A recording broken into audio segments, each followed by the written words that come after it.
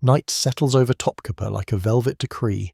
The Bosphorus exhales a cool breath, salt and iron mingling with the resin of old cypress. Gate lamps, small suns cupped in brass, tremble against the breeze, laying ribbons of light across stones that have carried centuries of soft steps and unspeakable orders. The outer courtyards are empty now, save for cats that move the way secrets move, soundless, certain, unbothered by the watchman. Beyond the first gate, the air changes thinner, more intimate, as if the palace itself has been holding something in for too long. Topkapi was never just a residence. It was a mind given walls. Corridors turned like thoughts. Doors answered to keys measured in rank and favour, and the household the great Ottoman inside was a government disguised as family. In daylight, the tiles blaze cobalt malachite milk-white blossoms frozen mid-bloom. At night, the same tiles become pages, and you notice what day forgets places, where patterns have been repaired with the steadier hand thresholds, worn by bodies who waited and learned the temperature of power by the length of their waiting. The hush that lingers after the last audience is not peace, it is the weight of pause between instructions. They will tell you that behind every sealed door lies depravity, that below the courtyards are chambers so obscene even stone blushes, that religion was a costume intimacy, a stage, and cruelty the script. They will offer a single key labelled scandal, and invite you to open every lock with it. But palaces resist single keys. What unfolds here is not a lurid carnival, it is something colder, a machinery that learned to use private ritual as public software to encode loyalty, inheritance, and fear in the choreography of rooms. The Ottomans did what enduring powers do, they hid the operating system where outsiders would not think to look inside meals, marriages, births, silences. We walk slowly because the night asks that of us. Under the lintel of the Gate of Felicity, the door that separates the empire's face from its pulse lantern light skirts a bronze hinge, polished by centuries of gloved hands. The threshold is low on purpose. Everyone, even the highest, bows without thinking. This is a ritual you can feel in your spine. You could call it courtesy. You could call it programming. There are archives in these precincts, yes, registers of stipends for women and pages' endowments inked with the piety of queens and inventories that list jewels with such patience you wonder whether the scribe loved the sparkle or the order. There are also gaps. The paper trail of intimate life is always an uneven path. What the state needed to remember it remembered. What it preferred to leave to ritual rumour replaced with script. Between ledger and legend, a listener's task emerges not to gorge on the sensational, but to learn how states hide themselves inside the ordinary, and how the ordinary can bruise. So we'll begin with a promise and a caution. The promise: we will not avert our eyes from systems that used bodies as infrastructure, women's, boys, princes, and we will not tidy what was sharpened to cut. The caution: we will not let myth do our thinking. A palace breeds stories the way a garden breeds fragrance. Some truths come dressed as whispers, some lies arrive with footnotes. We will move by the light of records when they exist, by the shadows of architecture when they do not, and when we reach a door that offers only speculation behind it, we will tell you plainly this is a conjecture, not a chamber. Look again at the courtyard. In the day, its geometry declares order. At night, the same geometry suggests choreography. You start to notice how distance was policy.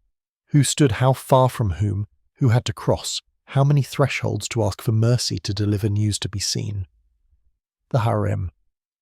The protected place was not a fever dream, but a ministry of inside affairs governed by mothers and elders, enforced by eunuchs who kept the keys to women and therefore the keys to the future. The Enderan schools, those finishing mills for pages, worked with monastic steadiness, shaving accents from tongues, grafting service to identity, until loyalty felt like destiny. None of this requires a dungeon to be terrifying. It requires only design. When does private ritual become statecraft? Perhaps at the moment a crib becomes a chessboard. Perhaps when a marriage becomes a memorandum, and a bath a border post where information is traded in steam and oils. Perhaps when the line between favour and survival narrows until the same step counts as both. The Ottoman answer to power's oldest problem, how to make tomorrow look like today, only safer, was not some perpetual orgy of cruelty. It was the cultivation of corridors. It was the regulation of seeing and being seen. It was the transformation of intimacy into a language only the initiated could read, and the building of an institution whose grammar outlived the men who spoke it. There are rooms here that no longer open. Some were swallowed by the renovation. Others are folded into museum routes that offer interpretation in polite plaques. The absence attunes the ear. You can still hear the soft tread of a chief black eunuch, walking by candlelight, deciding which request will reach a sultan's pillow by morning, which rumour will be allowed to bloom, which visit will be delayed until urgency collapses into resignation. You can hear the splash of a bath where a woman for whom cities were endowed is lowered into water perfumed with ambergris, not for leisure but for rhythm, because rhythm is how a household keeps its heart beating through war and through winter.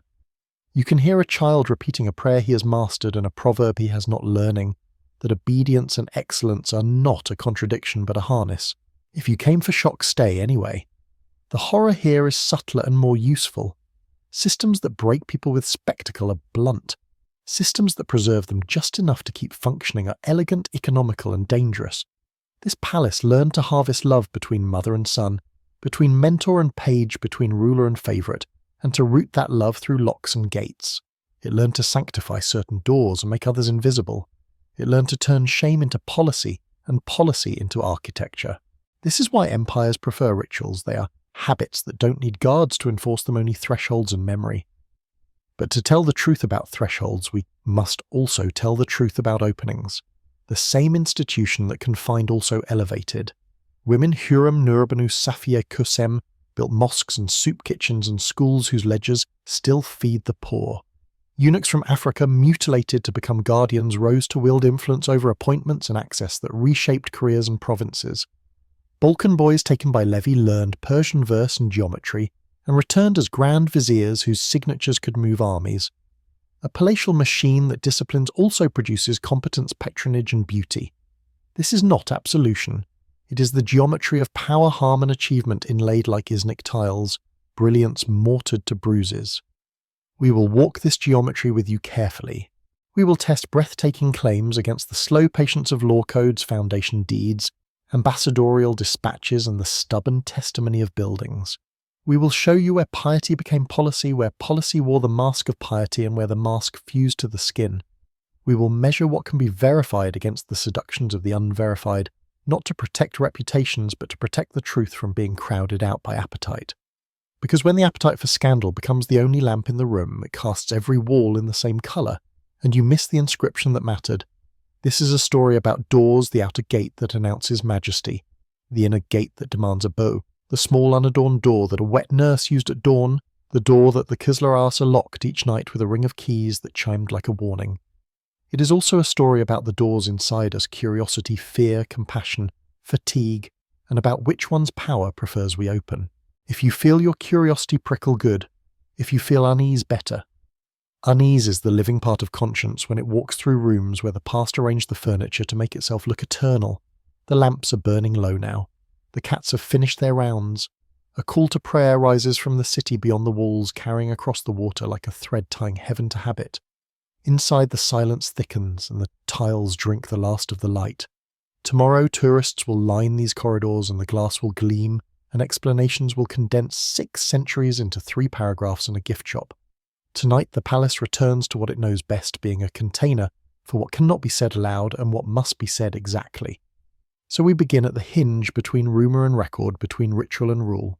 Not to peep through keyholes for the thrill of it, but to learn how keyholes are made, who decides what is seen, how a household became a state and a state taught itself to live inside bodies. We will follow the stones and the statutes, the whispers that can be weighed and the silences that can be mapped. And when we reach doors no ink can open, we will not invent. We will stand at the threshold and tell you what the floor taught us, that the true danger of palaces is not the monsters they sometimes shelter, but the systems that make monsters ordinary. Welcome to the locked doors of power. We have the night, a handful of keys, and the patience to use them honestly. The rest is thresholds. Before we continue, leave a like and subscribe, only if it truly feels natural. And now, softly tell me, where are you listening from?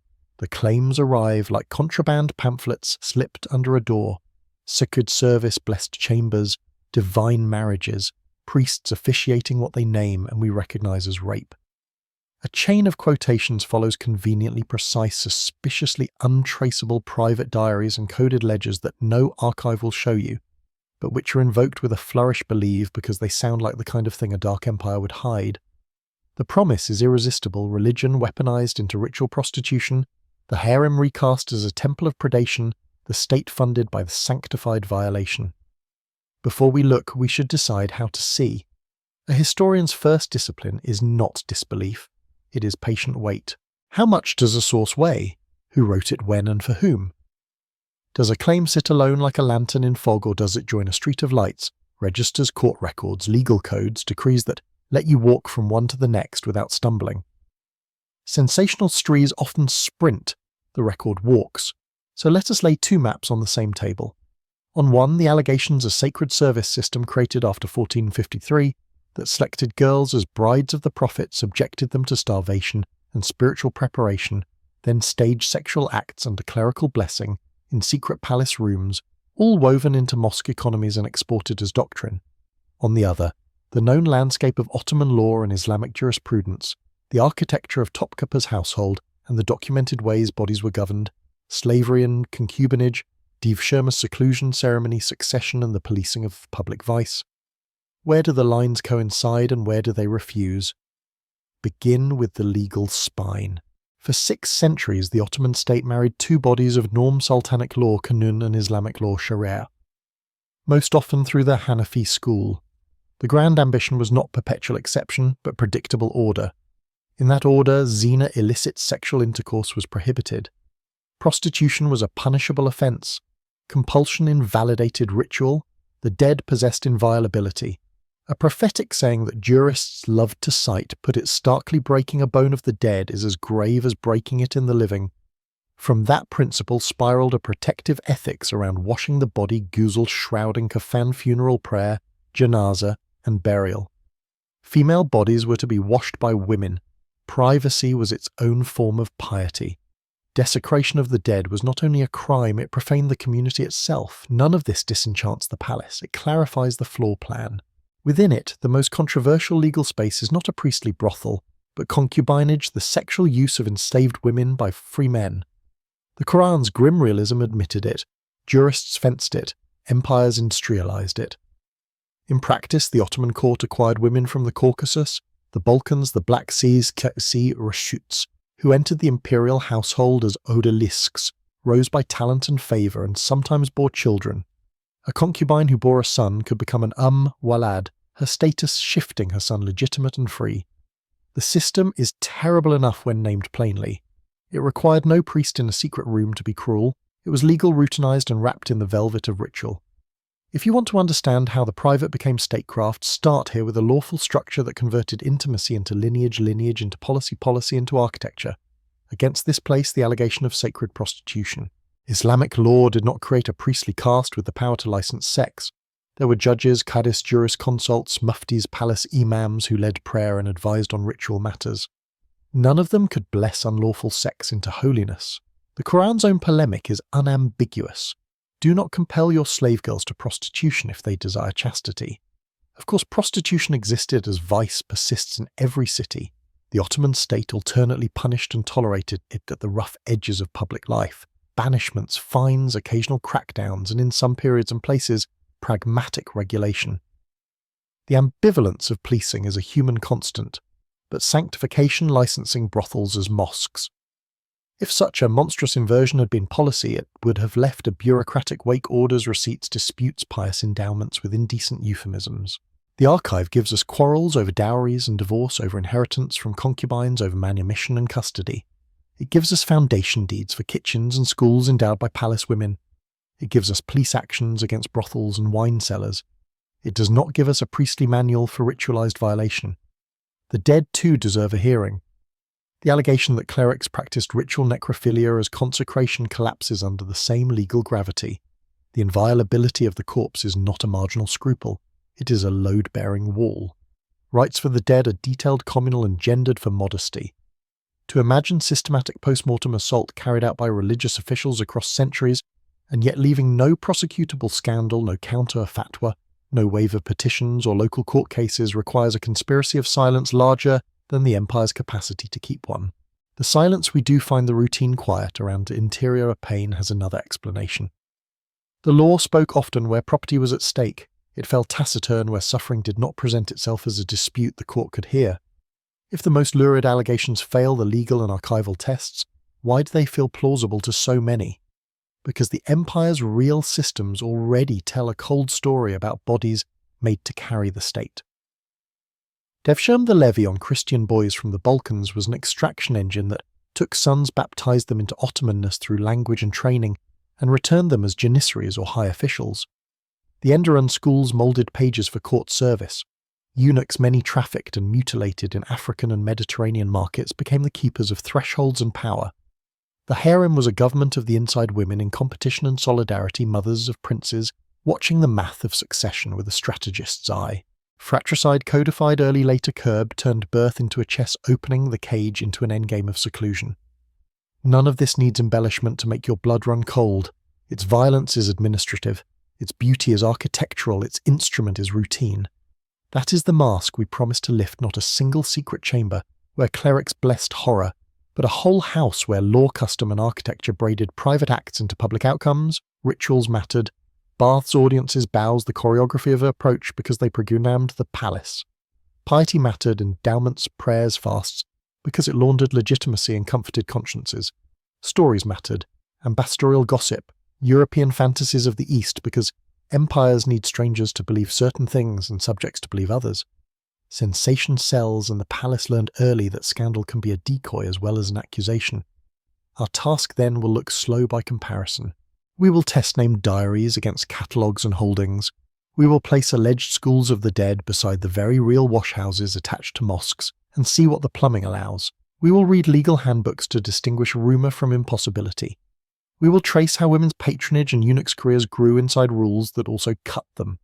We will be frank about what the record cannot say. No ledger fully conveys the fear of a concubine awaiting a summons. No fatwa captures a mother's calculations in a system that could raise her to valid a sultan or erase her son. But we will also refuse the lie that everything whispered is therefore true. The palace already contains enough pain to tell. Consider how the sensational and the documented overlap. Religion did justify power, but through sermons on obedience, not sacraments of rape. The household did exploit through slavery and concubinage mediated by law, not by inventing a priestly brothel. The dead were honoured with care and sometimes with neglect in plague and war, but not consecrated by assault. The state did monetize bodies through capitation, confiscation and forced service, while pious endowments built kitchens that fed strangers and schools that taught orphans to read. The inconsistency is not a bug of empire, it is its method. If this feels too neat, the next parts will press the edges. We will walk the harem as a ministry, not a fantasy. We will meet women whose piety paid for mosques and whose intelligence manoeuvred policy. We will follow the eunuchs through keys and corridors to the moments when access became decision. We will read the laws that legalize concubinage and the court cases that show enslaved women arguing for rights within the very system that held them. We will visit the levy and the schools that polished boys into instruments, and we will keep the question that should haunt any viewer of marble states: when does a ritual comfort the soul, and when does it comfort the state? There is no need to pretend the Ottomans were gentle, but there is every need to be exact. Exactness in such rooms is its own form of respect toward the living, who suffered within rules, and the dead whose dignity law protected better on paper than in practice, yet protected still. If the truth we find is less spectacular than the pamphlets promise, it will also be more usable. Systems of extraction and control thrive on our hunger for scandal, because scandal makes us look past the ordinary devices, contracts, corridors, customs that actually hold power together. The unmasking we offer is not a single reveal, it is a habit of seeing applied door by door. Keep the lantern low, let the eyes adjust. The claims can wait on the table a little longer while we fetch the ledgers and the keys. We will open what can be opened, name what should be named, and where we find only rumour, say so out loud. That is how one walks a palace without becoming part of its storytelling.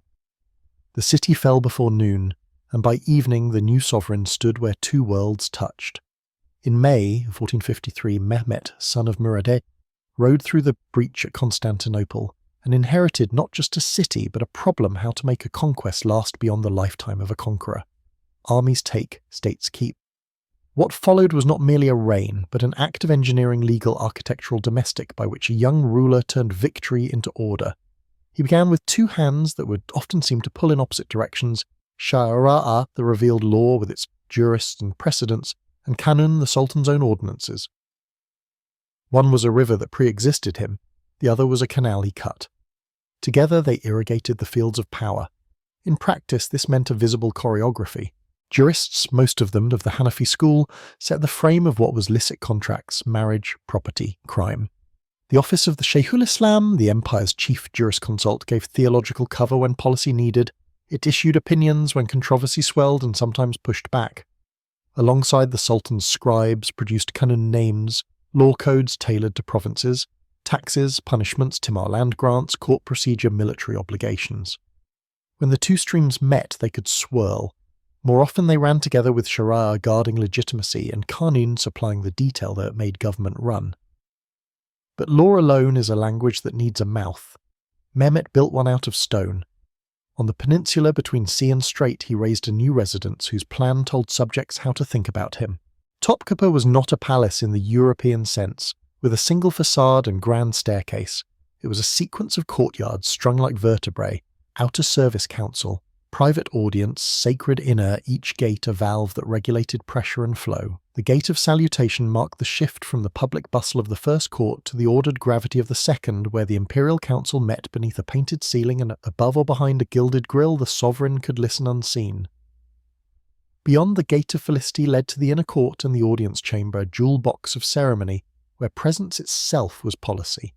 Deeper still lay gardens and pavilions, and to one side the harem rooms that Europeans imagined as erotic theatre, but which functioned as a ministry of succession and a factory of loyalty. This layout was not decoration, it was pedagogy. Each courtyard trained the body how far to approach, how low to bow, when to be still.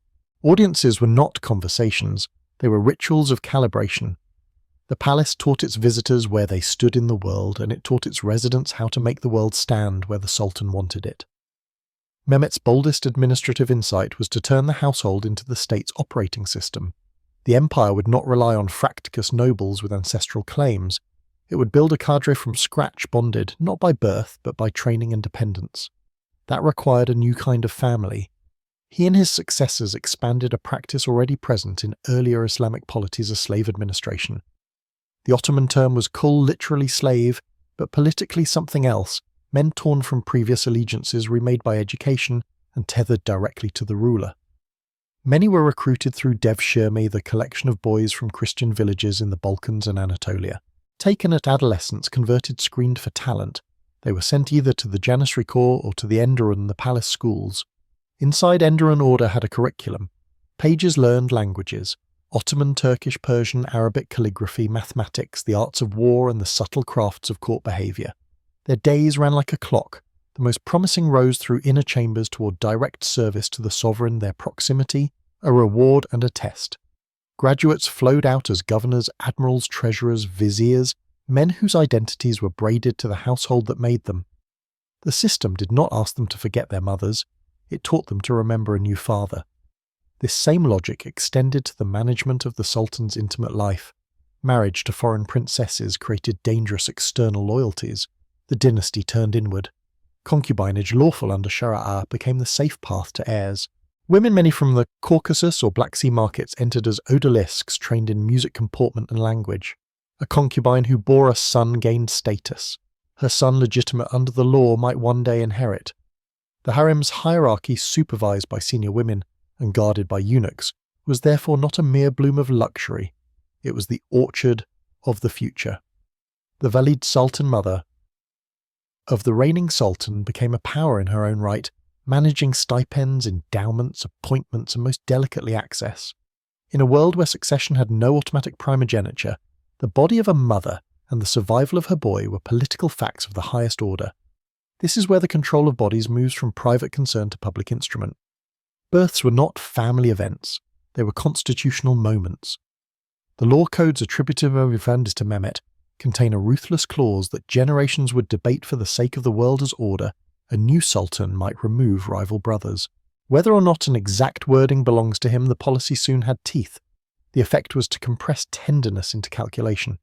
A pregnancy was a strategy, a swaddled prince a potential fuse, a mother's lullaby a song of risk. Later the practice of fratricide yielded to the cafes the cage, where potential rivals were confined in gilded seclusion. One policy spilled blood to reduce civil war, the other withheld the world to prevent it.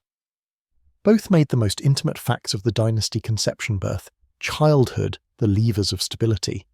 Eunuchs white, often from the Balkans or Caucasus, and black many trafficked from Africa, were the mechanical parts of this household engine. The Kapi-A managed the palace pages and front-of-house protocol. Later, the Kızlarayası, chief of the black eunuchs, became the principal guardian of the harem and a broker of immense influence, relaying petitions, controlling entrances, distributing favours. Their mutilation and atrocity, individual and systemic, was transmuted into the empire's security mechanism. Men trusted with thresholds because their condition in the cruel logic of the age severed them from ordinary family stakes. Keys chimed at their belts, and with those keys passed careers, fortunes, lifetimes. Beyond the walls, Canaan turned conquest into revenue and obedience. Lands were measured and registered. Timar grants rewarded cavalrymen with conditional incomes from agricultural production. Taxes were enumerated, transit tolls set, penalties graded. The Divan-i Humayun, the imperial council, convened in the second courtyard beneath a ceiling of painted roses, receiving petitions, issuing orders, adjudicating disputes with scribes, turning speech into paper at a speed that impressed and intimidated visiting envoys. Through a grille, the sovereign could listen. The point was not to intervene at every turn, it was to ensure that everyone in the room behaved as if he might. This architecture of access keys, gates, audiences extended into the fiscal and legal planes. Permission was a currency, visibility a rationed good. The man admitted to a morning audience stood within the empire's breathing. The woman whose stipend was raised by order of the Valid felt the pulse of favour. The provincial notable whose petition never crossed the threshold learned that his town was an echo, not a voice. The palace's distances, stone yards and carpeted spans made political facts tactile. It is tempting to call this oriental despotism, as so many outsiders did, but the machine is more precise than the caricature. The Ottomans did not abolish law, they multiplied it. They did not destroy elites, they manufactured new ones and rotated them. They did not rely only on terror, they relied on rhythm. Prayers on schedule, councils on schedule, paydays on schedule, processions on schedule, a calendar that taught the body when to expect power and when to be expected by it. Terror was a part of the repertoire, yes, but the daily triumph was predictability, the sense among the governed, and the governing alike that the empire knew what time it was. Even the beauty served function. Iznik tiles cooled rooms and soothed eyes, but their repeating patterns carried a lesson order repeats. Deviation is framed and brought back into harmony. Garden pavilions offered respite, but they also distributed presents. A sovereign appeared in different corners of his world like a rising planet. Kitchens fed thousands, daily charity and logistics entwined.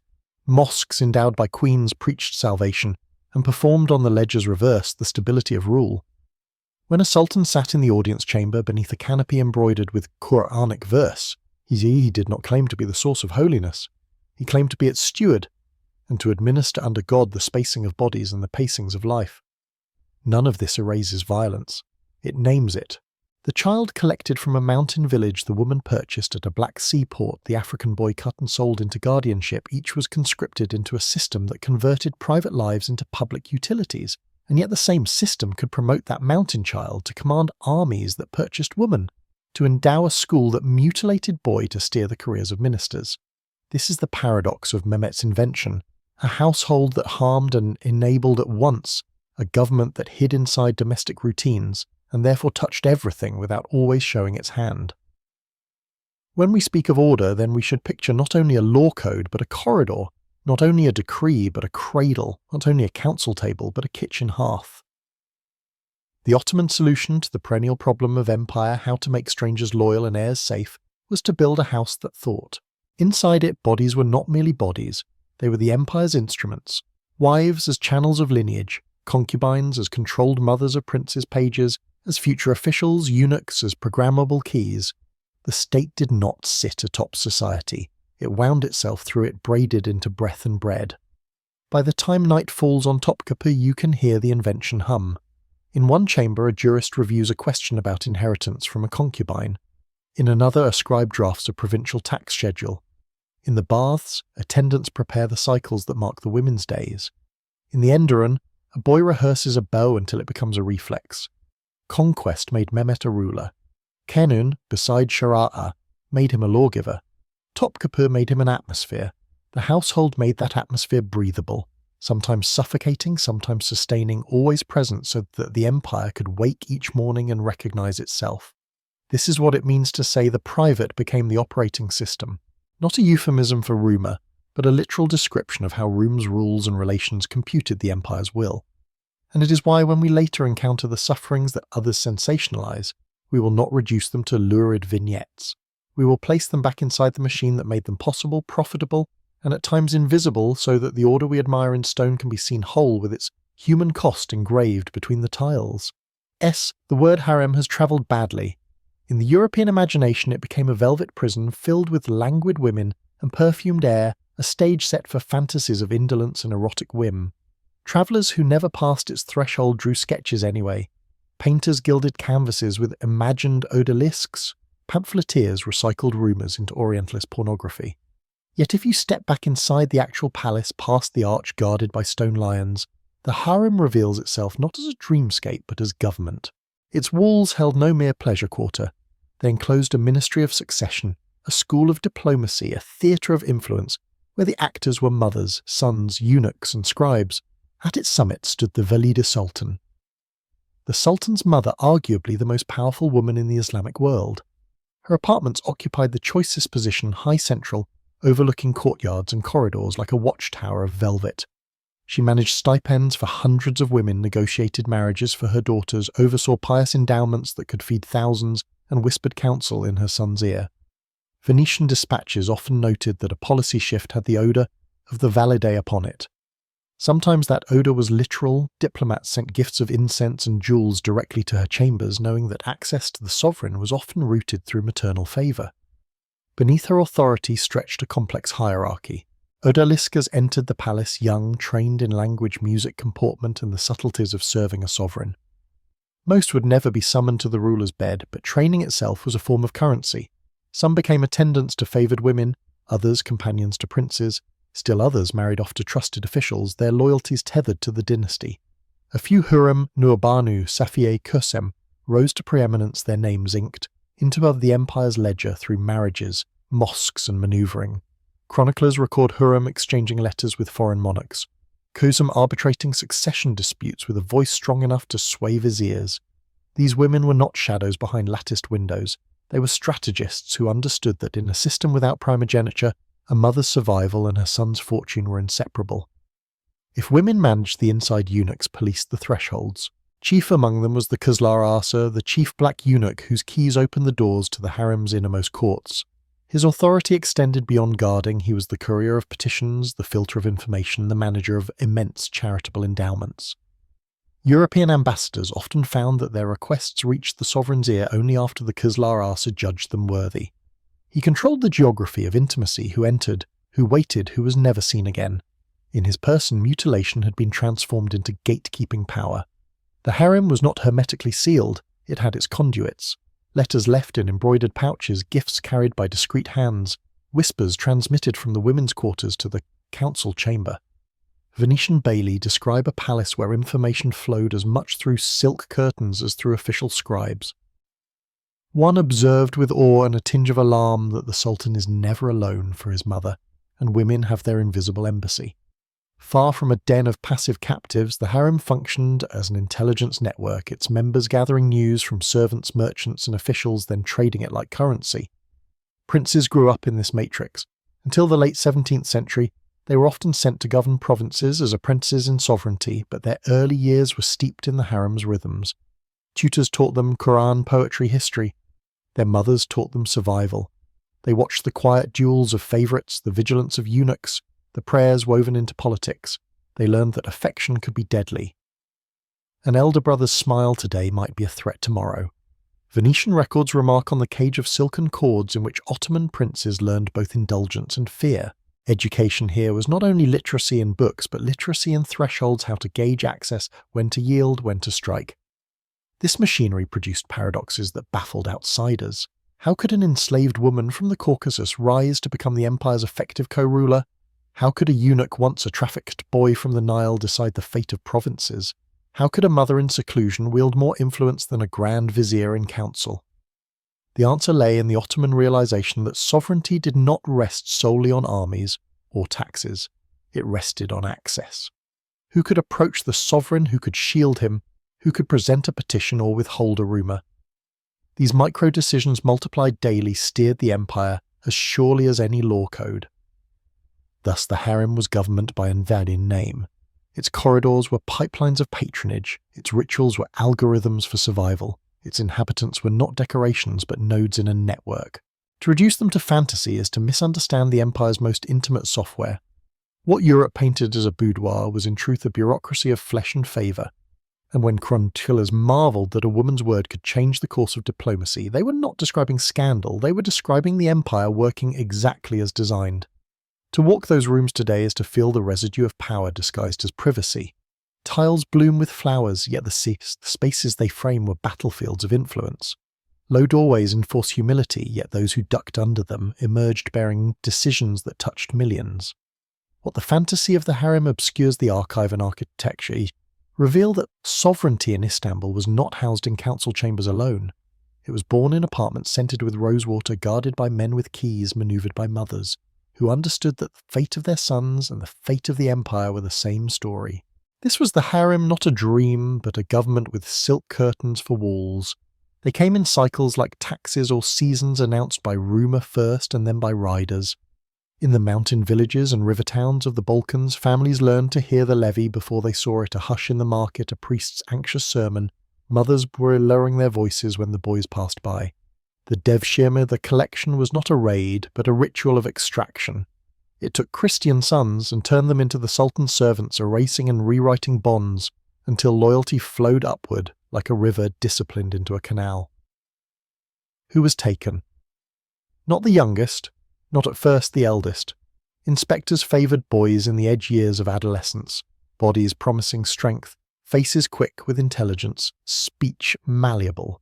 Local notables pleaded exemptions, bribes passed, clerics argued, some communities were spared for a time, others bled more often. The letter of policy shifted across decades, but the logic held gather talent at a moment when identity is still wet clay. The boys were counted, examined, renamed on ledgers. They were led away in groups, some weeping, some staring hard at the ground, some already imagining the march as a road out of hunger. On doorsteps, fathers stood rigid with a pride that could not look like surrender. Mothers made bread for a journey they did not choose. The first unlearning began not in the palace, but in the provinces, with a quiet interlude that the sources treat as administrative and the heart remembers as decisive. Many recruits were billeted with Muslim peasant families in Anatolia, an apprenticeship in language worship labour. They learned Turkish in the mouth, Islam in the body, discipline in the hands. A boy who had known only his church now woke to the call to prayer. A boy who had ploughed one kind of earth now turned another. This was not yet glory, it was absorption. By the time he reached the barracks or the palace, he could be addressed in a tongue his mother would not understand. From that first grafting, the path forked. The Assemi Olanlar, the novice lads entered a pipeline that fed two great arteries of service. Most became janissaries, the infantry that formed the empire's disciplined core. A smaller, carefully selected stream flowed into Enderun, the palace schools that polished pages for intimate service and high office. The selection could feel like fate. A boy with a scholar's gaze and a musician's ear might be diverted from the barracks to the cool geometry of palace courtyards. A boy whose shoulders promised endurance might find his future set to the drumbeat of a marching corps. Inside Enderun, the day ran on rails. The boys learned Quran and Hadith calligraphy and arithmetic, Persian poetry and courtly comportment, the arts of war and the arts of waiting. Masters corrected posture as often as poetry. Proximity was a reward. Outer chambers gave way for the most successful to inner service rooms, closer to the sovereign's breathing. Those who rose farthest learned the choreography of approach so perfectly that it looked like grace. When they graduated, they did not return to villages. They emerged into the empire as men already threaded through the palace's fabric, stewards, admirals, judges, governors, viziers who owed their station not to fathers, but to the household that had reared them. The janissaries were forged differently, but to the same end. In barracks, they learned to march in step, to load and fire in unison, to keep faith with the auto company, as with a brother's blood. Early rules forbade marriage. The core was to be the soldier's family, the Sultan his father. Salaries were regular, ration steady, discipline severe, and for long stretches of centuries admired. Foreign observers marvelled at the line that did not break under cannon smoke, at the quiet with which janissaries obeyed a signal, at the certainty that pay would arrive on a known day as reliable as the lunar calendar. The corps' pride was not merely in killing, it was in keeping time. Why did a state trust a slave administration with its heart? precisely because their bonds ran only upward. The Kol, literally slaves of the Sultan, were severed from hereditary claims and local networks. They had no uncles with old castles, no cousins with embers of rebellion. Their fortunes rose and fell on the breath of the sovereign and the routines of the palace. This was governance by engineered dependence, a solution to the problem that had splintered so many polities: how to prevent magnates from becoming kings in the provinces. The Ottomans did not abolish ambition, they redirected it. A boy might dream of a governorship, even the Grand Vizierate, but he would dream it in the Sultan's language and under his roof. The cost of this order is measured not only in statistics but in rooms. A kitchen where a mother did not set a place for a son. A church where candles were lit for a child whose name had been changed. A field ploughed by a man who paused at dusk and could not decide whether to be proud of the drum he heard faint across the hills.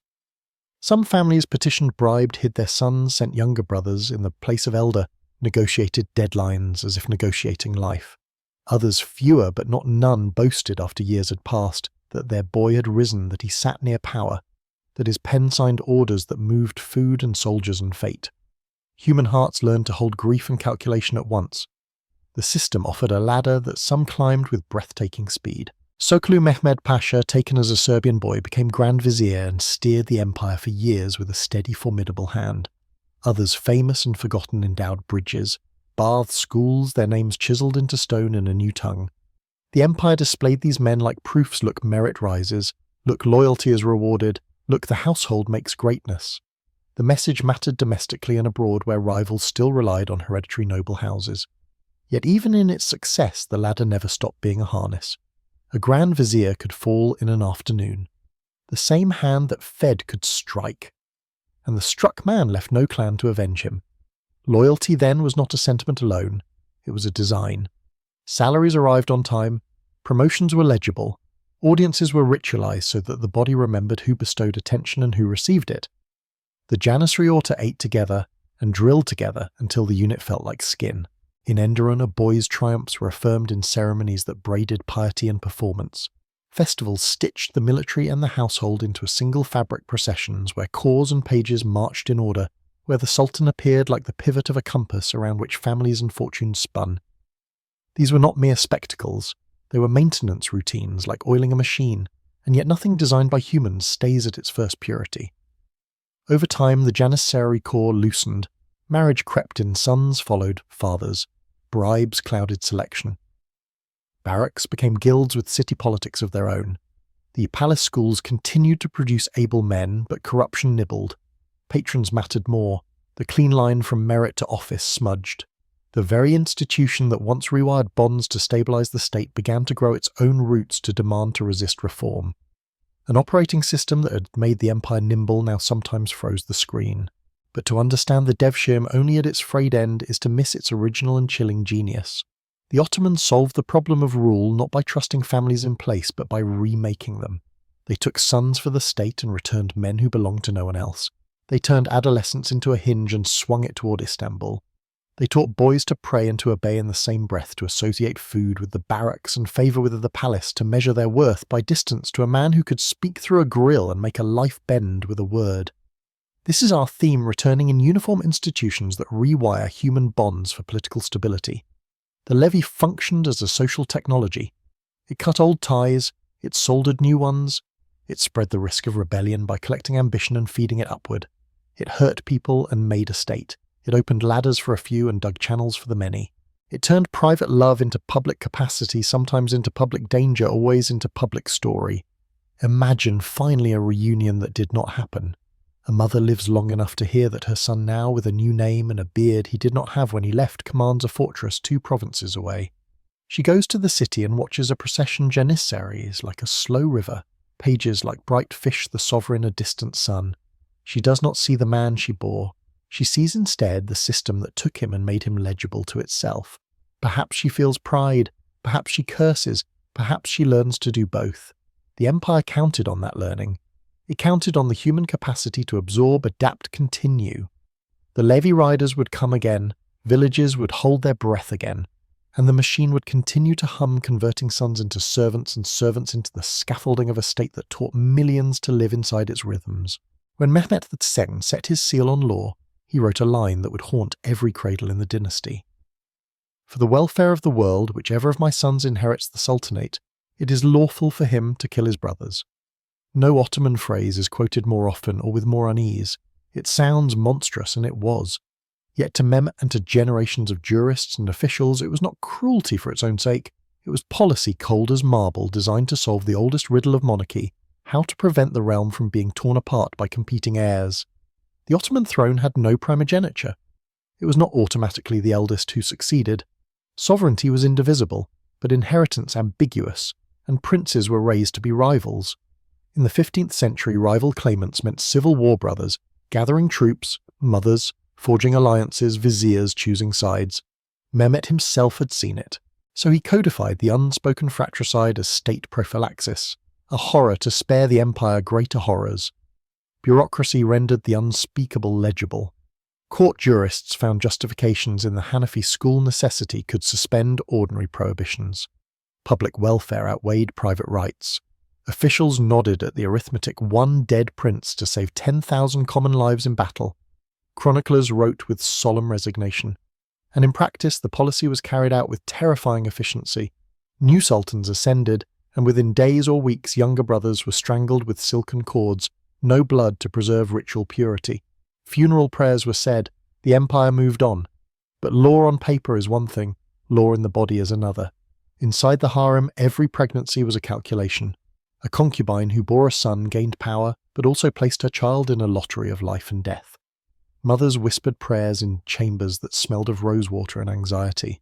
Midwives delivered babies who were welcomed as blessings and feared as future liabilities. Women vied for influence not only to advance their sons, but to shield them from the executioner's bowstring. The politics of reproduction was inseparable from the politics of survival. The princes themselves grew up under a double instruction to prepare for rule and to expect death. Some were sent as governors to provinces to learn administration and command. There, under watchful tutors, they held court-led hunts, received petitions. Yet even as they practiced sovereignty, they lived with the knowledge that if their brother reached the throne first, their apprenticeship could end at a strangler's hands. Venetian envoys reported on the tension, describing young princes who show the manners of kings but the eyes of men who live already under sentence. Over time, the strain of routine bloodletting became too heavy. By the 17th century, a new system emerged, the cafes the cage. Instead of being executed outright, princes were confined within the palace, under careful surveillance, cut off from politics and the outside world. The cage was no single barred cell. It was a suite of apartments inside Topkapi, gilded and guarded. To outsiders, it looked like mercy life spared. To the men who lived within it was a slow suffocation. Some princes languished there for decades, pacing tiled floors, deprived of command, wives, children, or even the sight of the city beyond the walls. The effect was visible when these caged princes finally inherited the throne. Sultan Ibrahim, later called the Mad, emerged from long confinement unstable, erratic, prone to obsessions that courtiers exploited. Others emerged timid, malleable, reliant on advisors, their long seclusion having atrophied the muscles of decision. The empire gained predictability, no more civil wars, no more piles of brothers' corpses, but at the cost of rulers too broken to govern alone. For the women of the dynasty, the cage reshaped life in subtler ways. With brothers neutralized, a single line of heirs could be managed more safely. But the harem's surveillance of pregnancies grew ever more intense. Who was pregnant? Who might bear a prince whose lineage might unsettle succession? These questions drove rivalries sharper. Eunuchs kept meticulous watch. Whispers of miscarriage or fertility struggles could become tools in the hands of enemies.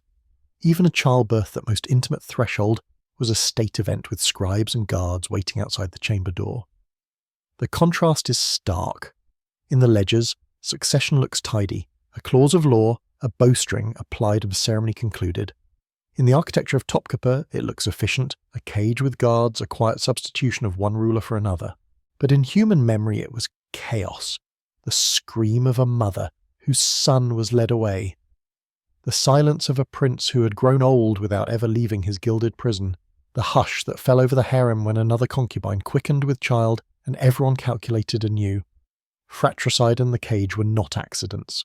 They were deliberate tools of statecraft designed to preserve continuity in a dynasty that feared the entropy of rival heirs. They gave the empire longevity, but they also inscribed terror into every nursery and wove trauma into the empire's most private fabric. The bureaucratic neatness concealed incalculable costs. Behind every law code that promised stability lay women who lived in watchfulness and sons who grew in fear. Power sought predictability, families paid the price. And in the hush of Topkapa's chambers, predictability often felt less like safety than like a sentence written in advance waiting for its time to be read aloud. Step through the gate of felicity and you enter not just the Sultan's world but the women's empire. Behind latticed windows and tiled apartments, certain women rose to shape an entire dynasty's fate. They were mothers, consorts and widows, yet their roles stretched far beyond the private. Hurrem Nurbanu Safiye Kusem, names whispered in palace corridors, dispatched across borders in ambassadorial reports carved into stone above mosques and fountains. To study them is to see how the Ottoman inside became a second government, maternal, strategic and inseparably political. Hurrem Sultan, known in Europe as Roxolana, was the first to shatter precedent. Captured from Ruthenia and rising from concubine to lawful wife of Suleiman the Magnificent, she proved that a woman's influence could redirect the empire's compass. Venetian reports marvelled at her sway. She persuaded Suleiman to break with custom and marry her, established her children as heirs, and intervened in matters of war and succession. Her correspondence with King Sigismund of Poland survives courtly yet unmistakably political. Beyond paper, she stamped her power in stone. The Haseki Hurrem complex in Istanbul mosque, school bathhouse and soup kitchen endowed to serve both her soul and the city's poor. A woman once enslaved became patron to thousands, her piety doubling as policy. Nurbanu, Venetian-born and mother of Murad III, inherited this mantle. Venetian envoys described her as a queen in all but name. She leveraged her origins letters to Venice, reveal her skill in diplomacy balancing Ottoman and European interests. She built the Atik Valide Mosque complex in Üsküdar, a monumental ensemble that included schools and hospitals. Every arch and dome proclaimed that the Sultan's mother was no ornament but an architect of stability.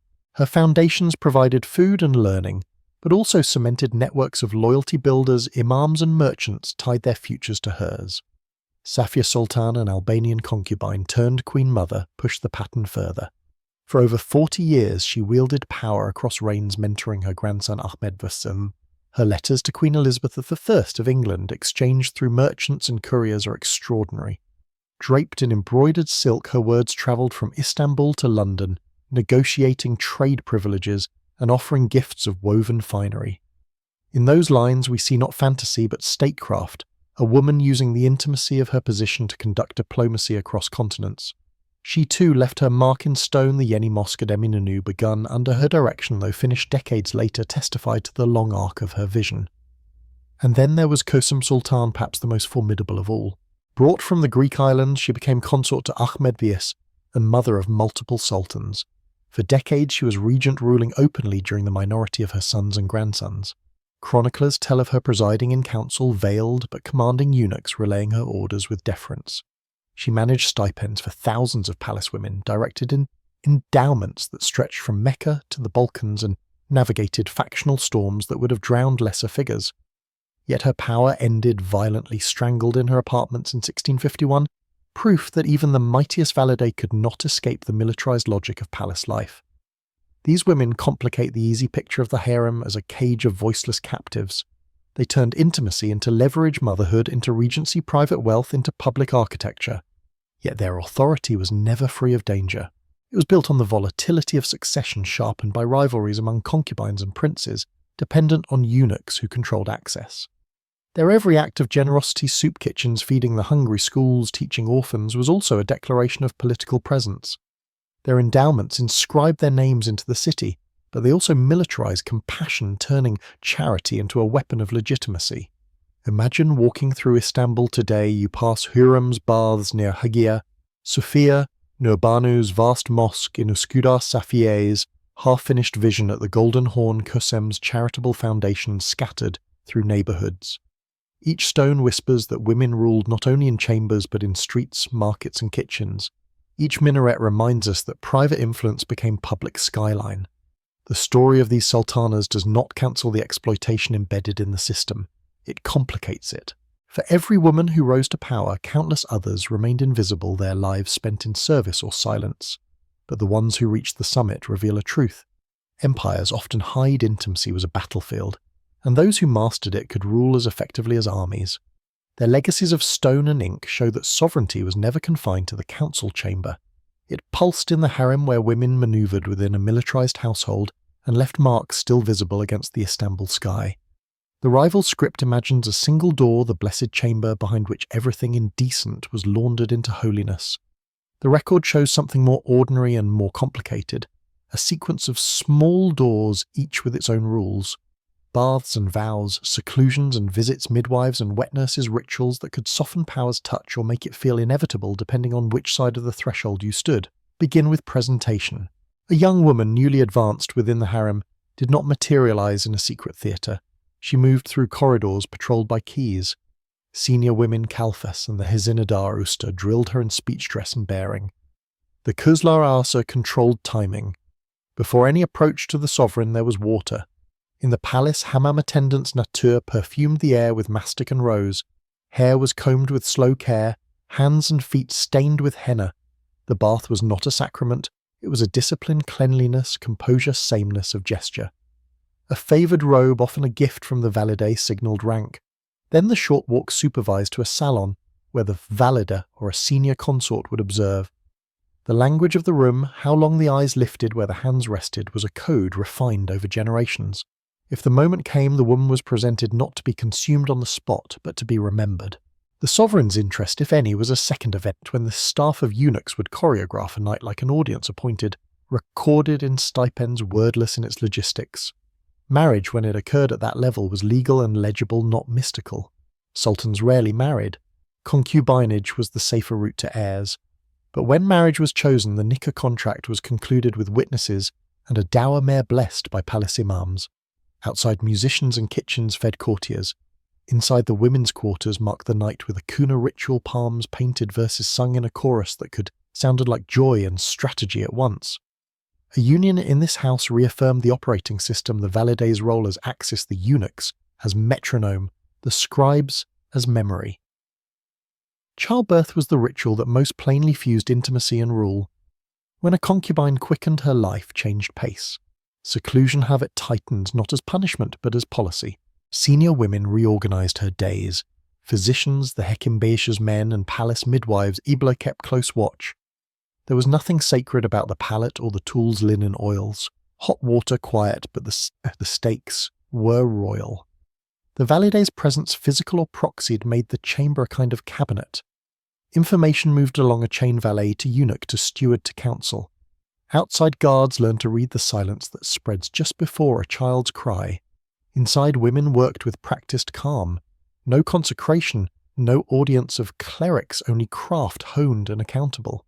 If the child was a boy, the world outside detonated in celebration. A Veladet-i Humayun imperial birth could trigger festivals Shenlik documented down to the number of pastries and the cost of fireworks. Gifts were logged in registers that still exist, bolts of silk for the mother, increases in stipend for her attendants, coins scattered to janissaries and artisans.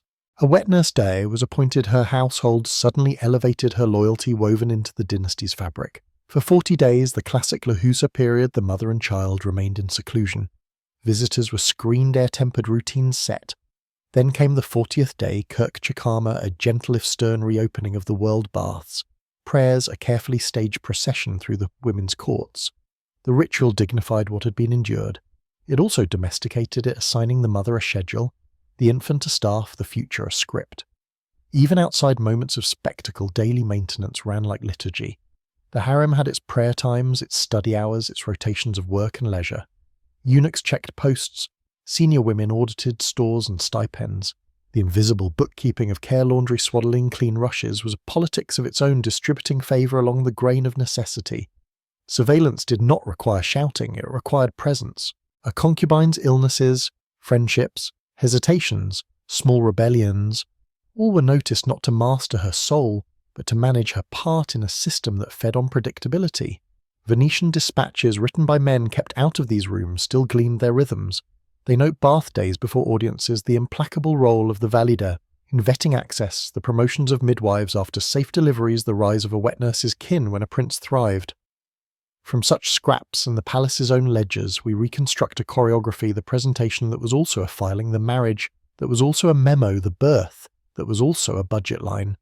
The effect on the participants could vary wildly.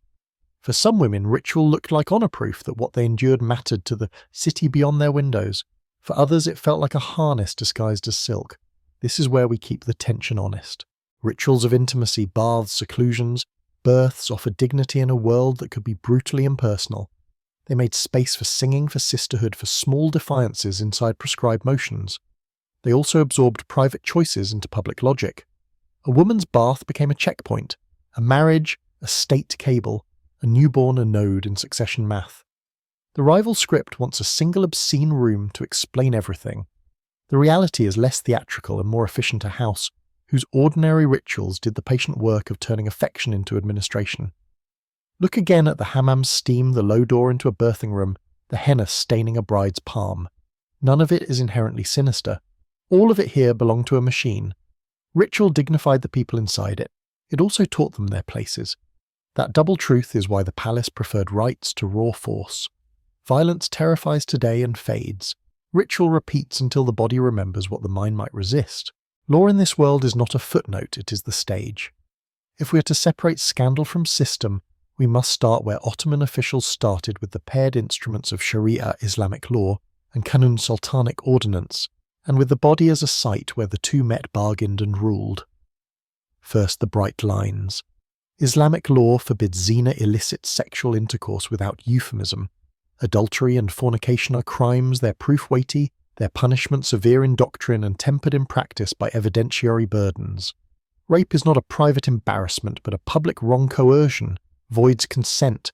The aggressor faces discretionary punishment ta'zir and owes the woman her due, the like dower mahr al-mithal, while slander kadf, accusing someone of zina without proof, is itself a punishable offence. Prostitution is condemned. Pimping and facilitating it are crimes. Clerics have no power to bless the forbidden into the permitted. There is no priestly caste with sacramental authority over sex in Islam, no ritual by which an imam could convert abuse into worship. The dead, likewise, are not neutral matter. A prophetic saying that Ottoman jurists love to cite declares breaking the bone of the dead is as grave as breaking it while alive. From this flows an ethic of inviolability, prompt washing ghusl, shrouding kafan, funeral, prayer, janazah and burial. Modesty maintained in death as in life, women washed by women, men by men, barring necessity. Desecration is sacrilege and crime. The rival tale of ritualized necrophilia cannot be squared with this legal spine, nor with the genre of Ottoman documents we actually possess, fatwas, court registers, and palace orders that are at once mundane and exacting about bodies' honour and graves. Now the grey zones where violence becomes legal furniture rather than outlaw spectacle.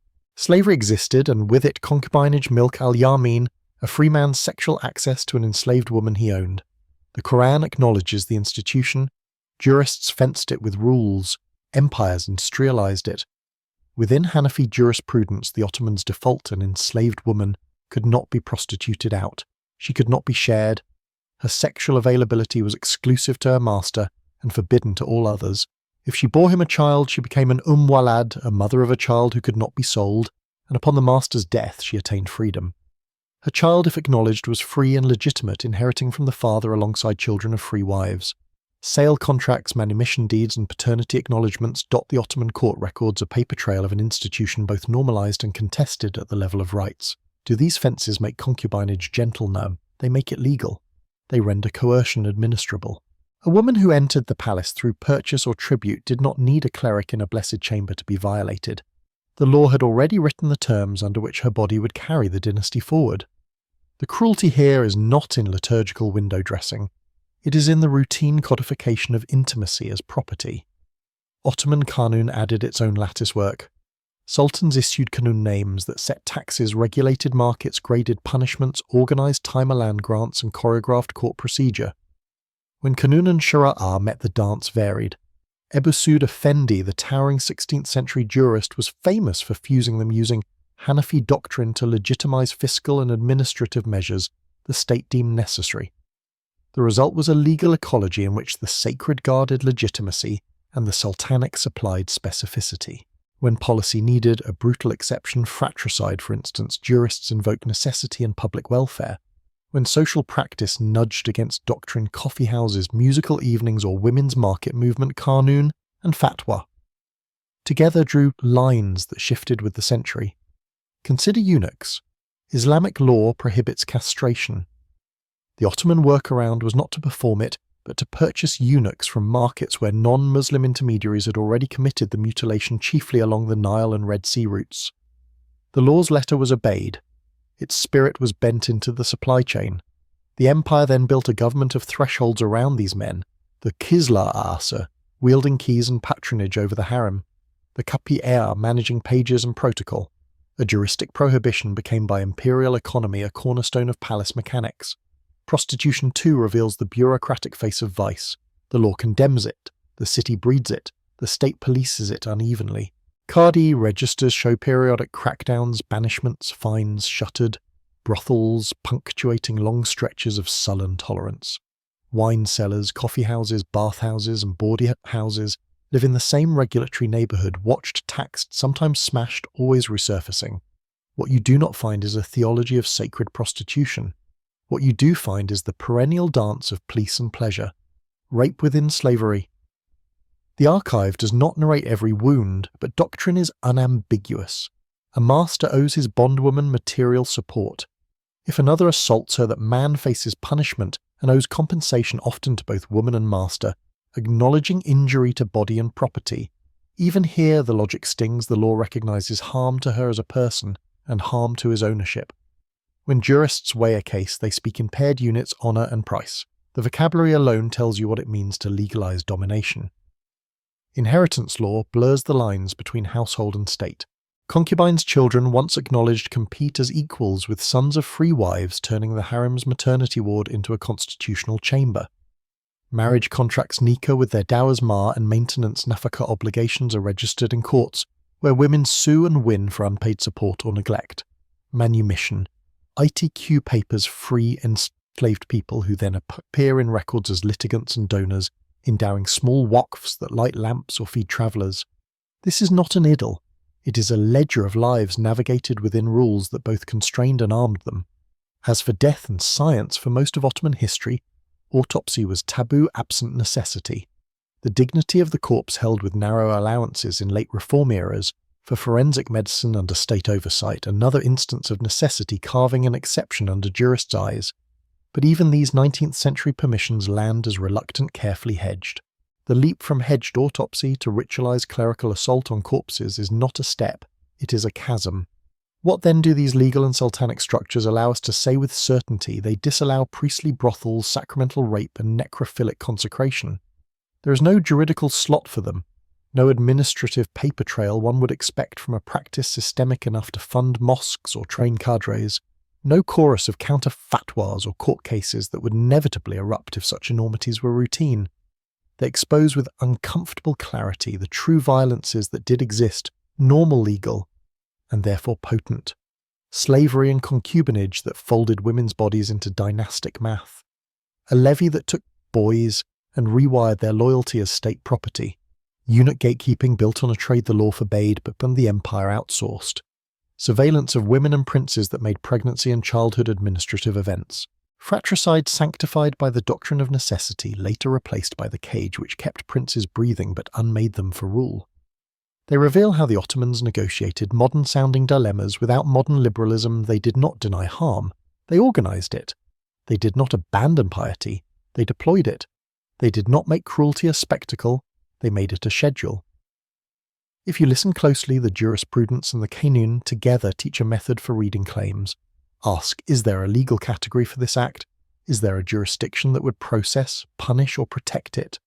Is there a fiscal or administrative residue, a fee, a stipend, a register entry that an empire of paper could not help but leave? If the answer is no on all counts, skepticism is not squeamishness, it is fidelity to how power leaves marks. None of this is exculpation, it is incision. By cutting away the impossible, we see the operating anatomy, how law and ordinance made the body an instrument of rule, and how within that instrument some people found levers, women suing for maintenance, wallad status constraining a master's hand, a concubine's son, asserting inheritance as others found only walls. The empire's genius was to saturate the intimate with legality until domination could be administered by clerks. That is the story worth telling, less lurid than the pamphlet, more damning than the fantasy. On the far side of the Golden Horn in Galetta's tangle of warehouses and wine shops, the Empire's interpreters Dragomans learned to pass a glance. Here the Venetian bailo kept his residence a republic's eye nested inside an empire built on thresholds.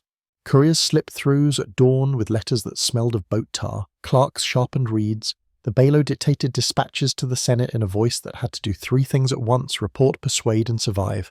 To serve Venice in Istanbul required an art that looked like gossip and felt like espionage. Their papers still breathe. They tell us when the janissaries muttered, when bread grew scarce, when the treasury's doors opened with a little too much ceremony.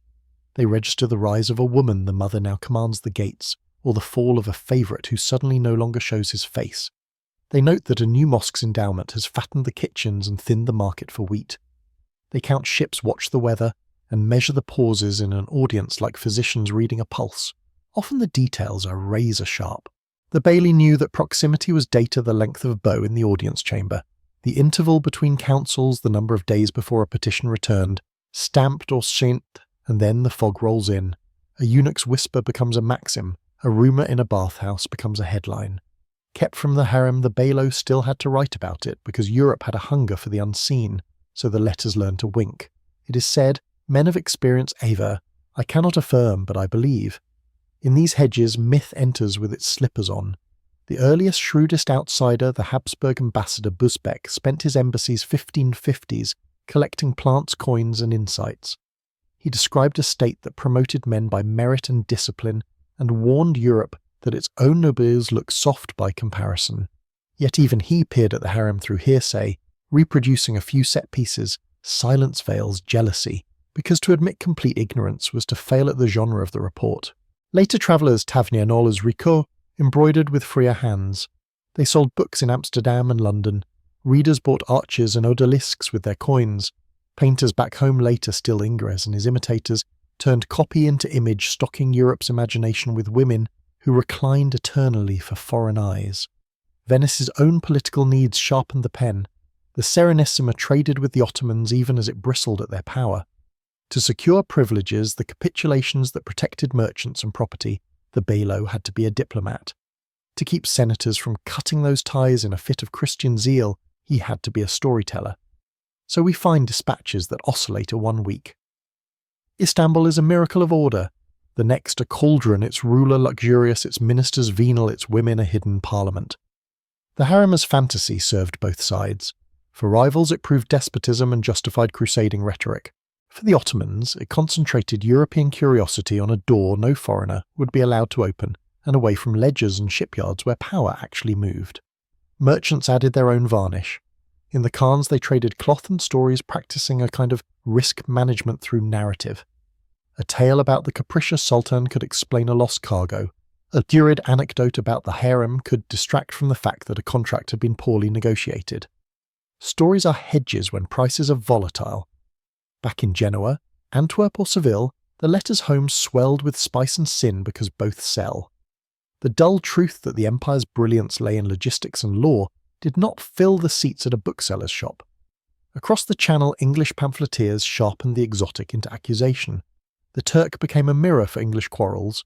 Puritans decried theatrical vice by pointing to Ottoman seraglios.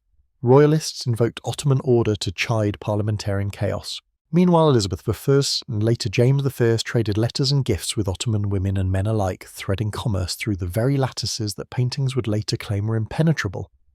It is a neat trick of myth to call opaque the very space through which your spices, silks and silver circulate. There were, of course, correctives. A century later, Lady Mary Wortley Montagu would enter women's baths and homes, writing back that European fantasies were nonsense. These women are not prisoners but mistresses of their leisure, she teased, while still noting the real constraints of seclusion. Her letters complicated the canvas, though painters seemed not to read. The myth had acquired its own inertia. It would roll for generations. From the palace view, foreign eyes were tools to be managed.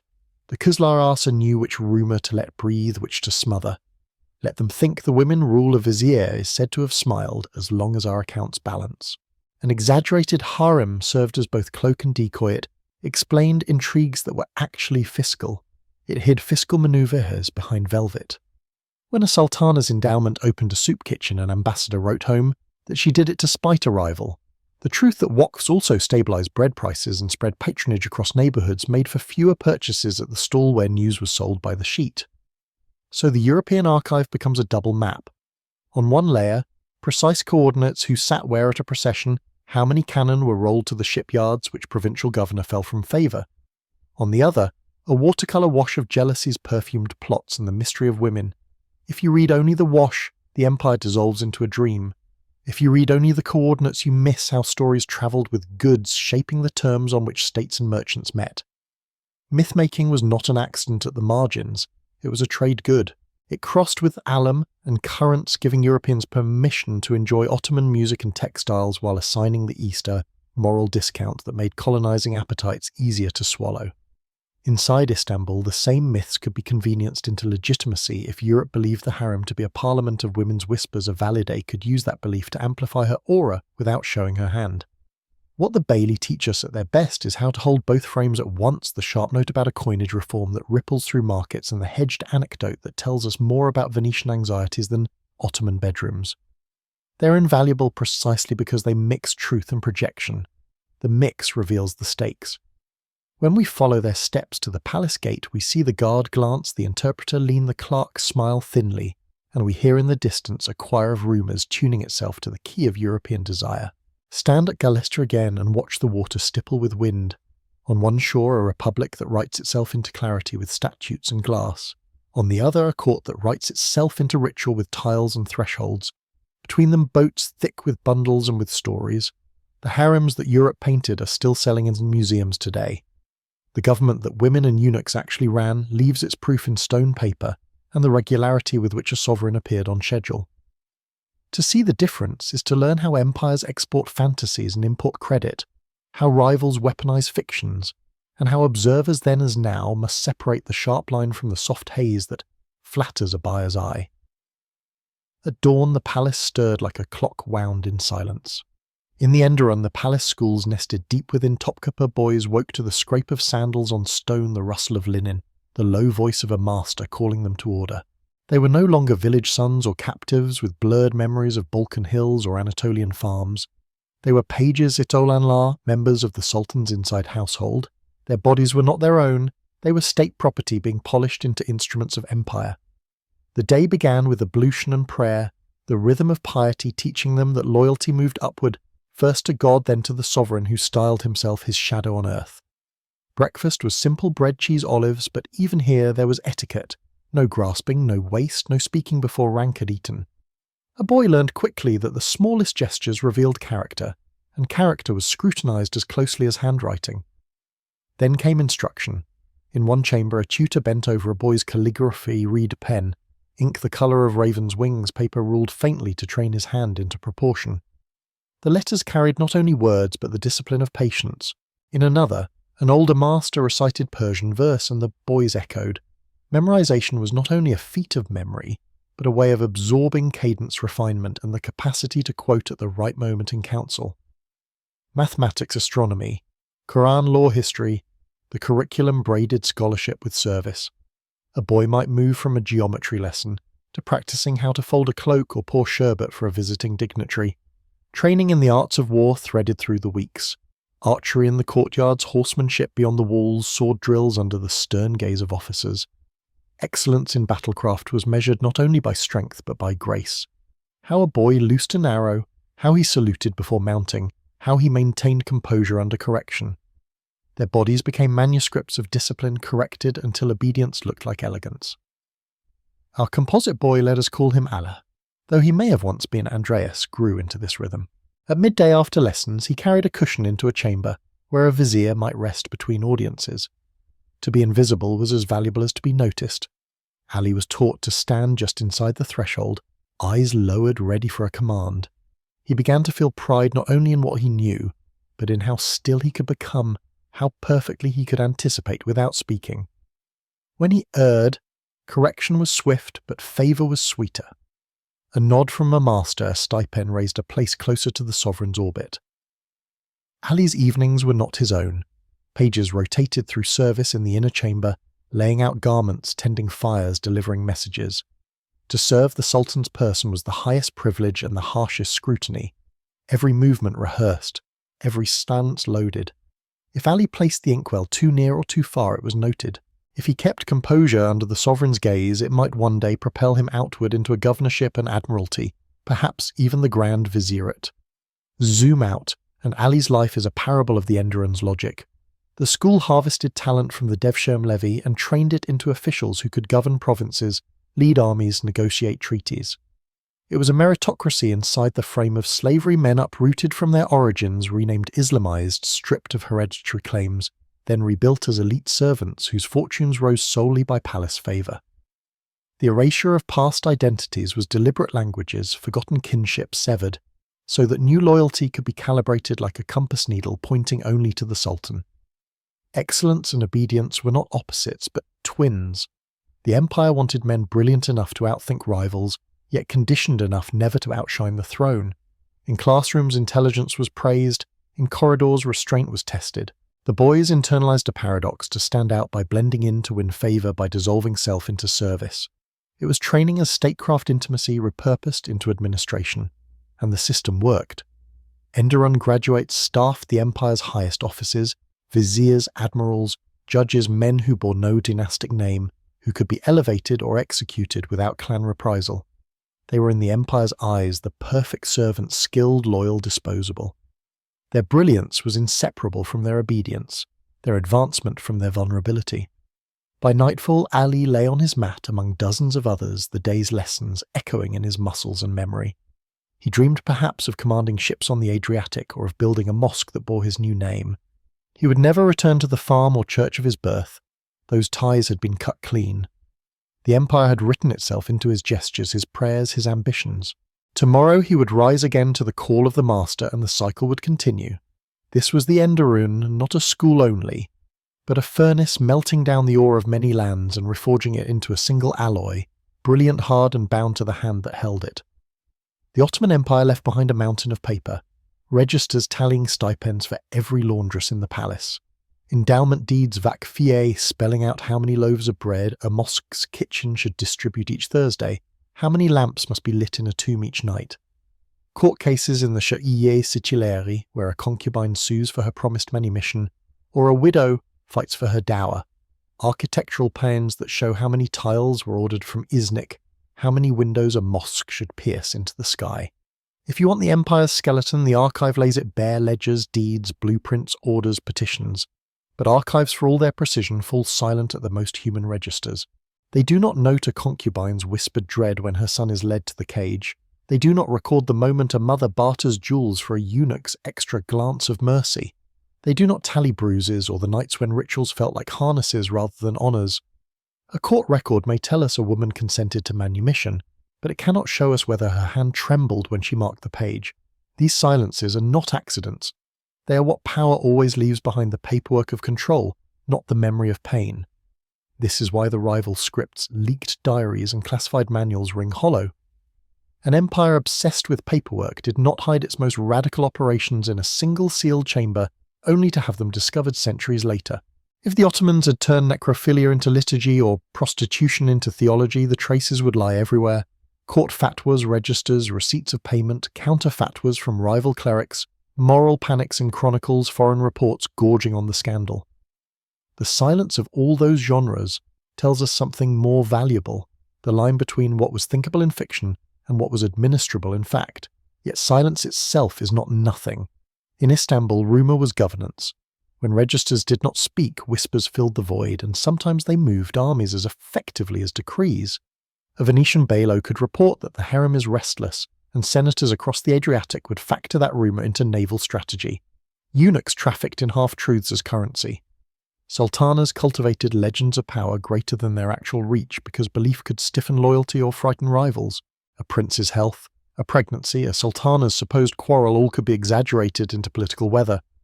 So the task of the historian is not to pretend the silences are leaks, but to read them as silences with weight. What does it mean that we have thousands of pages of vakfiyes for women's endowments, but almost nothing in their own voices? What does it mean that court cases show enslaved women suing, and sometimes winning, but do not show us the long coercions that preceded those trials? What does it mean that the registers detail every garment issued to a palace boy, but are mute on the tears his mother shed when he was taken? It means the archive is both vast and partial. It captures the empire's machine-like regularity and obscures the inner lives of those caught in its gears, tells us what power needed to remember and what it preferred to forget. This is where the thriller energy remains without lurid invention. Because in those gaps where no ledger speaks, where the file stops short, imagination and rumour rush in, and rumour itself was a tool of empire, whispered stories of jealousies, secret killings, hidden rituals, sometimes true, often not always consequential. To navigate that interplay between the ledgers that survive and the whispers that swirled around them is to see how power managed both knowledge and ignorance, how it ruled not only through paper, but through silence. The rival script fills gaps with fantasy. Our task is harder and more faithful to mark the gaps to feel their chill, and to recognize that in empires silence is never empty. It is structured. It is chosen. And in that chosen silence, rumour becomes government, and history becomes the work of distinguishing the paper trail from the echo chamber. The Ottoman Empire left behind a mountain of paper, registers tallying stipends for every laundress in the palace, endowment deeds, vakfiye, spelling out how many loaves of bread a mosque's kitchen should distribute each Thursday, how many lamps must be lit in a tomb each night. Court cases in the Sharia Siciliary where a concubine sues for her promised manumission, or a widow fights for her dower. Architectural plans that show how many tiles were ordered from Iznik, how many windows a mosque should pierce into the sky. If you want the empire's skeleton, the archive lays it bare. Ledgers, deeds, blueprints, orders, petitions. But archives, for all their precision, fall silent at the most human registers. They do not note a concubine's whispered dread when her son is led to the cage. They do not record the moment a mother barters jewels for a eunuch's extra glance of mercy. They do not tally bruises or the nights when rituals felt like harnesses rather than honours. A court record may tell us a woman consented to manumission, but it cannot show us whether her hand trembled when she marked the page. These silences are not accidents. They are what power always leaves behind the paperwork of control, not the memory of pain. This is why the rival scripts, leaked diaries and classified manuals ring hollow. An empire obsessed with paperwork did not hide its most radical operations in a single sealed chamber, only to have them discovered centuries later. If the Ottomans had turned necrophilia into liturgy, or prostitution into theology, the traces would lie everywhere: court fatwas registers, receipts of payment, counter fatwas from rival clerics, moral panics in chronicles, foreign reports gorging on the scandal. The silence of all those genres tells us something more valuable: the line between what was thinkable in fiction and what was administrable in fact. Yet silence itself is not nothing. In Istanbul, rumour was governance. When registers did not speak, whispers filled the void, and sometimes they moved armies as effectively as decrees. A Venetian bailo could report that the harem is restless, and senators across the Adriatic would factor that rumour into naval strategy. Eunuchs trafficked in half-truths as currency. Sultanas cultivated legends of power greater than their actual reach, because belief could stiffen loyalty or frighten rivals. A prince's health, a pregnancy, a sultana's supposed quarrel, all could be exaggerated into political weather. So the task of the historian is not to pretend the silences are leaks, but to read them as silences with weight. What does it mean that we have thousands of pages of vakfayes for women's endowments, but almost nothing in their own voices? What does it mean that court cases show enslaved women suing and sometimes winning, but do not show us the long coercions that preceded those trials? What does it mean that the registers detail every garment issued to a palace boy but are mute on the tears his mother shed when he was taken? It means the archive is both vast and partial. It captures the empire's machine-like regularity and obscures the inner lives of those caught in its gears. It tells us what power needed to remember and what it preferred to forget. This is where the thriller energy remains without lurid invention. Because in those gaps where no ledger speaks, where the file stops short, imagination and rumour rush in. And rumour itself was a tool of empire, whispered stories of jealousies, secret killings, hidden rituals, sometimes true, often not always consequential. To navigate that interplay between the ledgers that survive and the whispers that swirled around them is to see how power managed both knowledge and ignorance. How it ruled not only through paper, but through silence. The rival script fills gaps with fantasy. Our task is harder and more faithful to mark the gaps, to feel their chill, and to recognize that in empires, silence is never empty. It is structured, it is chosen, And in that chosen silence, rumour becomes government, and history becomes the work of distinguishing the paper trail from the echo chamber. The palace learned to spare brothers, and so it learned to keep them breathing like secrets. After the bloody certainties of the 16th century, the 17th opened with a compromise that looked humane and tasted of iron, the cafes the cage. Not a lattice of bars, but a suite of guarded apartments within Topkapi, where male princes lived stalled lives suspended between childhood and sovereignty. The rationale was clean end, the cycle of fratricide, end the civil wars it was designed to prevent. The consequences were not clean at all. An empire that had once trained heirs in the saddle, and the council hall, now raised them in rooms padded with caution. Governing with ghosts begins when the living are taught to haunt their own futures. The new order arrived in pieces rather than proclamations. Ahmed Ful, he spared his brother Mustafa, and with that mercy rewrote the arithmetic of survival. Seniority rule by the eldest surviving male crept in as practice more than law, a custom that reduced bloodshed, but also reduced apprenticeship. Princes no longer rode to provincial posts to learn command. They learned instead to pace tiled floors and to hold their breath when footsteps stopped outside their doors.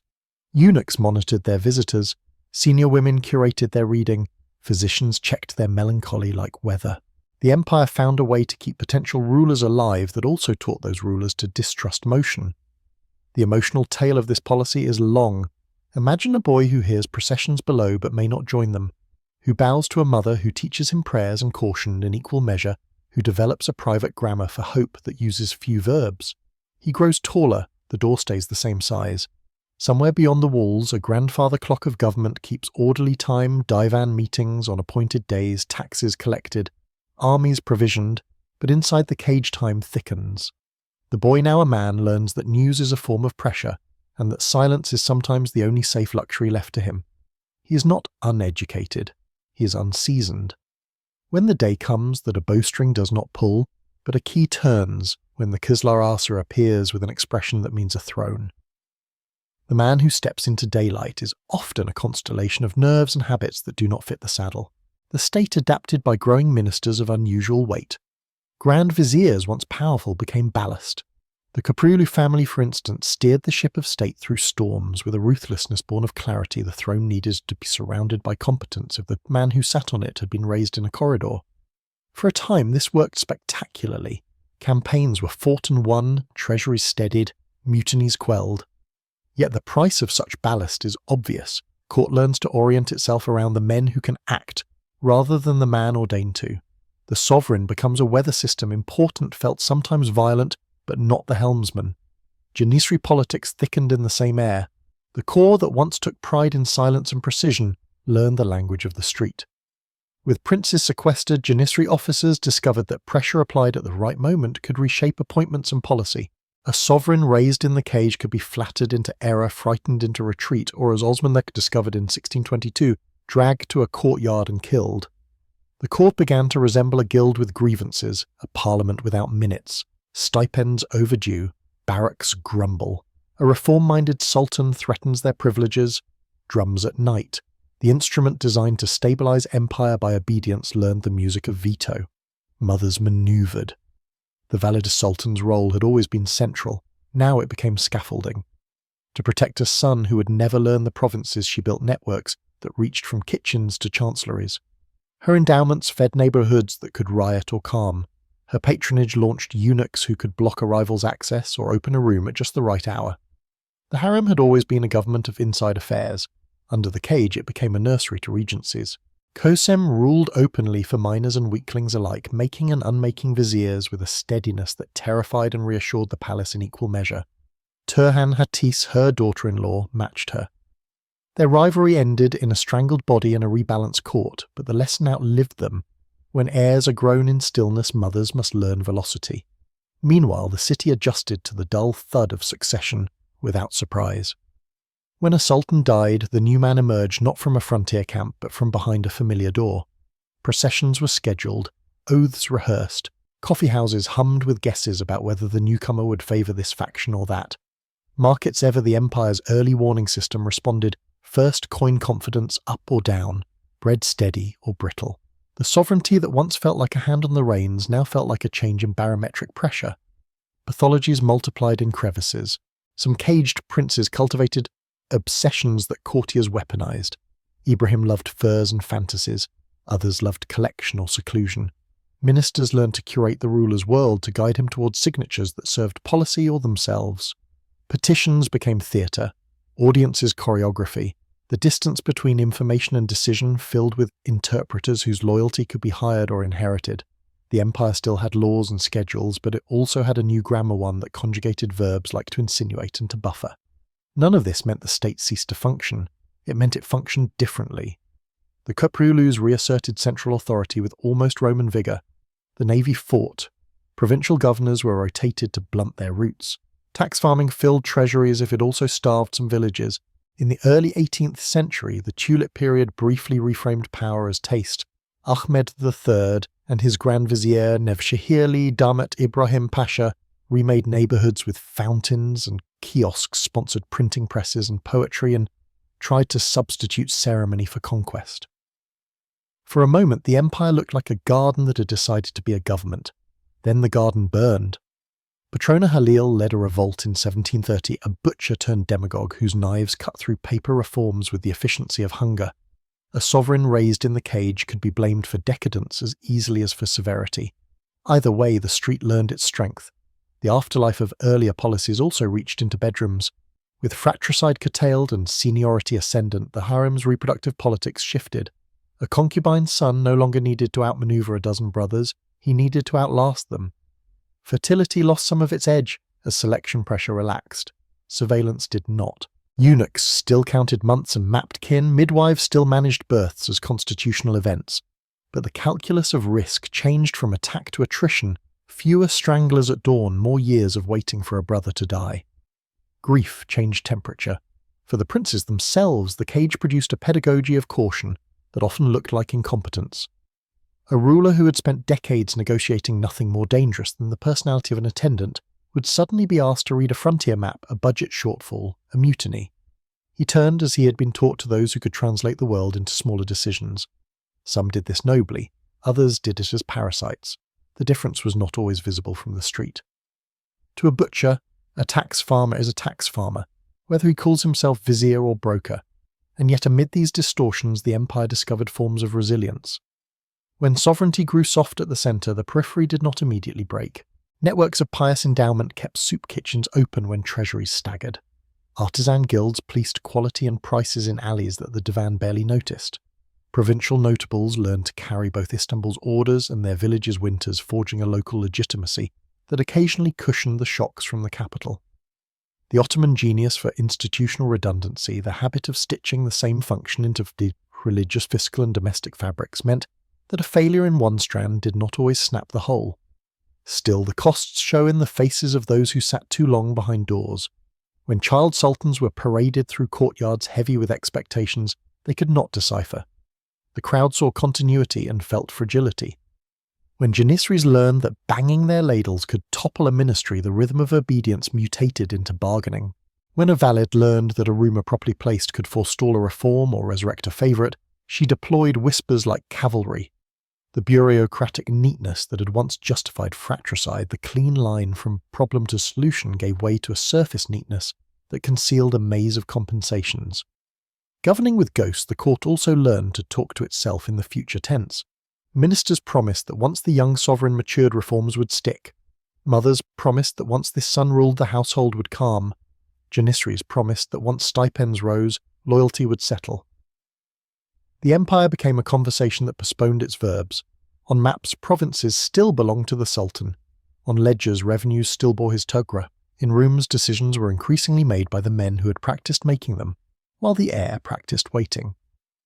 At night, the cage was quiet. A prince paced. A eunuch listened. A mother recited prayers that had helped her survive one reign and might help her through the next. Elsewhere in the palace, a grand vizier drafted orders with the calm of man whose signature had become the empire's hand. In the barracks, a janissary counted his coins and counted also the men who would answer his drum. The system meant to forestall disorder had birthed a different kind of instability, less bloody, more chronic, fewer ruptures, more drag. It worked until it didn't, the way all systems do that mistake the absence of civil war for the presence of health. The 18th century would continue to rehearse this balance. Reforms, planned revolts, rehearsed the throne steady in ceremonies and wobbly in execution. The ghosts multiplied not only the brothers who might have been, but never were, but the selves the rulers might have become if they had learned to govern in the world rather than in rooms. The empire carried on because its kitchens cooked, its courts met its mosques, fed and taught its ministers, schemed, its soldiers bargained, and its mothers, for all their losses, kept faith with sons they were raising to be both kings and prisoners. The cage solved a problem that the empire could not solve any other way. It also taught the dynasty to live with men who had never learned to live without fear. That fear seeped into policies, as caution into reforms, as delay into families, as habits that felt like fate. And when a state mistakes habit for stability, it begins to govern with ghosts, predictable, manageable, and unable to alter the course that brought them to the threshold in the first place. Walk through Istanbul, and you will see the empire's conscience carved in stone. Mosques rising with slender minarets, fountains bubbling in courtyards, soup kitchens steaming with lentils for the poor, schools teaching children letters under tiled domes. Each of these belonged to a waqf, a charitable endowment established by a sultana, a vizier, or the sovereign himself. On paper they were acts of piety deeds, notarized before Qadis stipends carefully allocated entire neighborhoods, tethered to the prayer that flowed from marble and bread. In reality, they were also instruments of power channels, through which legitimacy moved as smoothly as water in aqueducts. The logic was both simple and sublime. An official, or more often a woman of the dynasty, donated property, farm shops, caravanserais, sometimes entire villages. The revenues from those holdings were earmarked forever to sustain a mosque, a bath, a hospice, a school. Inspectors kept ledgers to ensure the kitchens fed the lamps, burned the teachers taught. And so a city that might otherwise rebel at new taxes or grumble at corrupt viziers found itself eating soup under the name of harem, or learning geometry in a madrasa endowed by Kuzum. Public piety insulated private power. The palace treasuries and the waqf system were braided together. Stipends flowed from the Hazin-i Amire to palace staff, janissaries and artisans. Endowments picked up the slack, smoothing over deficits and moral complaints alike. When famine struck, it was often waqf kitchens that steadied markets by distributing grain. When new mosques crowned the skyline, Süleymaniye under Süleyman Atik Valide, under Nubanu Yeni Mosque, under Safiye Yise, they were not only places of worship but architectural manifestos. Domes announced dynastic stability. Arcades whispered of abundance. Inscriptions proclaimed that rulers cared for both soul and stomach. But their beauty, this generosity, sat on foundations that were not gentle. The farms whose rents paid for a fountain may have been tilled by peasants crushed under timar obligations.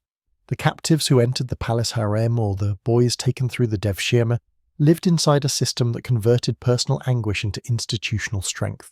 The ledgers balance, but only because coercion was factored in as input. For every child fed from a soup kitchen, another child may have been levied from a Balkan family. For every mosque dome that still gleams, there was once a concubine manoeuvring for her son's survival in a chamber where affection was calculated like coin. This is not a gotcha revelation. It is an X-ray. Empires launder legitimacy through beauty. Rome built aqueducts with war spoils. Medieval kings endowed cathedrals with taxes wrung from serfs. The Ottomans excelled at converting private coercion into public virtue. They did not hide it, they codified it. Vakfiye charters spell out exactly how many candles should burn each night, exactly how many teachers should be paid. The transparency of the endowment deed masks the opacity of how its revenues were extracted. And yet the beauty is real. Stand under the cascading domes of Süleymaniye, and you feel the hush, the engineering miracle, the generosity of space. Eat in a soup kitchen, still sustained by centuries-old waqfs, and you taste continuity. The duality is not a trick of hindsight. It was present from the beginning. Ottoman piety was genuine Ottoman coercion real, and the two were fused into one system. To deny one is to lie about the other. The trick is to hold both truths at once, the mosque that sheltered and educated, and the levee that tore children from homes. The fountain that quenched a city's thirst, and the palace where women watched pregnancies like political gambles.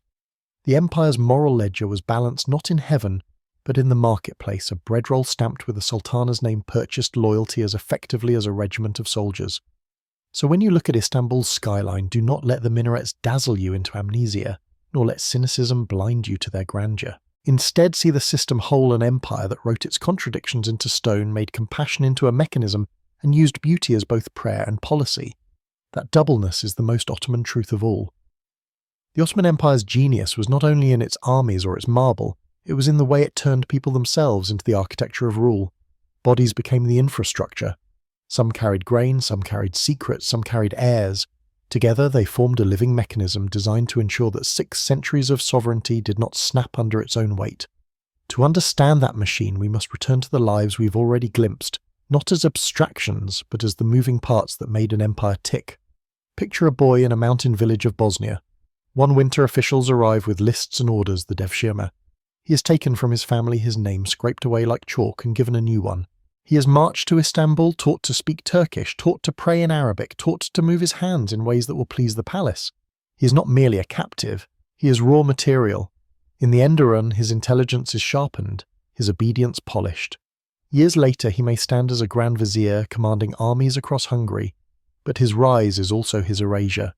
The empire did not conquer his land once. It conquered him daily by remaking his loyalties until the memory of his mother's voice is the faintest of echoes.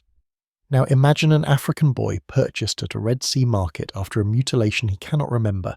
He enters Topkapi as a eunuch, one of dozens, his body altered, so that he may guard women and thresholds without ever threatening dynastic purity. What law forbade at home, the empire outsourced abroad, then folded back into its household as necessity. Yet mutilation did not mean powerlessness. A lifetime of guarding corridors and reading gestures might raise him to the office of Kuzlar Arsu, chief of the harem, with revenues greater than some provinces and the ear of the Sultan himself. His wound inflicted to make him less than a man becomes the key that lets him decide which petitions the sovereign will ever see. Beside him moves a woman from Circassia sold into the harem in her youth. She is trained in music etiquette and sense.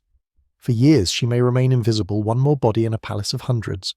But if the Sultan glances her way, her life transforms. Should she bear a son, she rises to Haseki, a favoured consort. Her stipend doubled, her influence multiplied. She becomes an axis around which courtiers spin. If her son lives to ascend the throne, she becomes Valide Sultan, ruler of the inner empire with endowments, her clients and entire neighbourhoods attached to her name. Her journey, from slave to matriarch, embodies the paradox of Ottoman intimacy, exploitation that could transform into power, fragility that could harden into rule. Over them all, imagine a mother who has already navigated these steps, who now sits as Valide Sultan. Her apartments overlook courtyards, her seal stamps, endowment deeds, her letters cross seas to Venice or London. She was once taken like the boy or the concubine. Now she commands viziers, arranges marriages, orders soup kitchens to feed the city in famine. Her authority rests on the bodies she has birthed, and the body she inhabits, but through them she manoeuvres entire provinces. She proves that even in a system designed to exploit individuals, could sometimes flip the current and steer it. These lives are not parallel, they are gears. The Balkan boy as Grand Vizier may one day petition the Circassian Valied. The eunuch may block or forward his message, the mother may grant or deny it. The whole edifice depends on each performing their part with the precision of ritual. Slavery, concubinage, levy, eunuchry, motherhood. Each was a mechanism not of chaos but of continuity. Law and ritual gave the structure.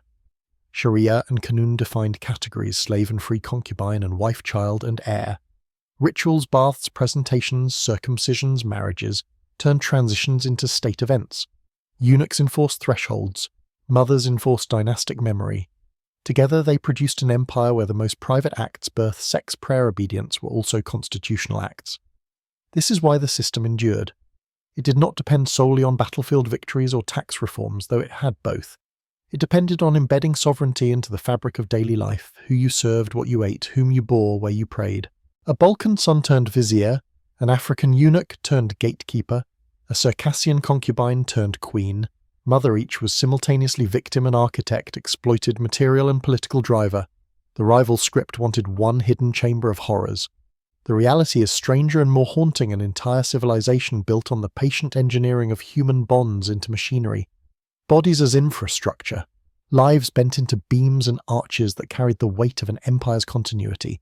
And if some beams buckled, if a prince went mad in the cage, if a eunuch betrayed his station, if a concubine's maneuvering ended in poison, the machine creaked, but it did not collapse. It absorbed the loss and kept moving. To walk through Istanbul today is to see the residues of this system. Mosques still funded by women, once enslaved neighbourhoods, once tied to Waqf's archives, still lined with the careful ledgers of stipends paid to boys who never saw their parents again. The stones stand, the paper endures, the bodies are gone. But in their absence you can feel the strange fusion that defined Ottoman rule domination converted into discipline, discipline into continuity, continuity into legitimacy. This was the empire's deepest secret, not hidden in sealed rooms, but in plain sight. The knowledge that to govern for centuries you must make human beings into your infrastructure, even as those same humans sometimes found ways to drive the very system that consumed them. By the 19th century, the Ottoman palace had become both fortress and museum, guarding its old rhythms, while the world outside hammered on its gates with rifles, treaties, and newspapers. The Tanzimat reforms announced in 1839 promised equal citizenship, legal codification, and modern administration. For the first time, law codes were printed, not whispered. Decrees posted in city squares, not confined to palace courtyards. The state was trying to write itself into modernity. Yet behind the latticed windows of Topkapı and later Dolmabahce, old institutions clung like ivy. The harem was among them. To reformers in the bureaucracy, it looked like an anachronism, a symbol of seclusion, of dynastic opacity, of expenditures that embarrassed men negotiating with European envoys about civilization. To traditionalists, it was the dynasty's heart, the space that had preserved continuity through centuries of turmoil. The Tanzimat touched everything: military, drill tax, registers, courts, but it tiptoed at first around the women's apartments. The empire could rewire its ministries, but how could it unwind the household that was also its constitution? Europe watched with hungry eyes. The Crimean War made Istanbul a theatre of alliance and intrusion. French and British officers paraded in the streets. Foreign nurses tended Ottoman, wounded foreign journalists scribbled dispatches for readers in Paris and London. Those readers demanded images and artists obliged. Illustrated papers filled with engravings of veiled women, sumptuous chambers, languid odalisques continuing the fantasy of the harem as decadence, even as the dynasty experimented with railroads and telegraphs. For European audiences, the harem became shorthand for why the empire lagged proof that women's seclusion was the empire's chain. The Ottoman press, nascent and fragile, complicated the picture. Newspapers like Takvimi Vekayi and later Koride Havades began reporting reforms, printing translations of European debates, even gingerly commenting on social questions. Intellectuals, men like Namık Kemal, railed that liberty was impossible, while half the population remained cloistered. Women themselves, by the late century, began publishing journals and poetry that critiqued both Ottoman tradition and Western caricature. The harem, once veiled from sight, was now a metaphor on everyone's tongue for stagnation, for oppression, or for a new dignity waiting to be born. The palace adjusted awkwardly. Mahmud II, the infidel sultan, who had already abolished the janissaries in 1826, introduced European dress for men, trimmed beards into moustaches, and pressed his court into frock coats. Dolmabahce Palace, built on the Bosphorus in the 1850s, imported French chandeliers and Italian marble. Yet the women's quarters were still guarded by the eunuchs, the valets still managed stipends, concubines still trained in music and etiquette. Reform had arrived in the council's chamber, but the inner household remained a citadel. Foreign visitors pressed harder. Diplomatic wives sometimes gained glimpses into the harem, reporting back not only on silks and jewels, but on conversations with women who spoke of education and longing. These reports bewildered audiences accustomed to odalisque fantasies. Could it be that the women of the harem were not prisoners, but active political players, patrons of waqfs, managers of estates? The truth leaked, slowly filtered through prejudice and curiosity alike. Meanwhile, reformers within the empire recognized the harem's symbolic weight. If Europe saw it as decadence, could the empire not recast it as refinement? Sultan Abdülmecit's daughters were educated in languages and literature. Photographs circulated of princesses in European gowns poised between seclusion and publicity. The harem was being rebranded, not yet dismantled, but repositioned as a sign of cultivated modernity rather than medieval excess. Still, resistance was strong. For every pamphlet praising reform, there was a sermon warning of moral collapse. For every photograph of a princess in lace, there were whispered reminders that dynastic purity depended on veils and walls. The palace could not fully unseal its most private institution without unravelling the household logic that had kept it alive for centuries.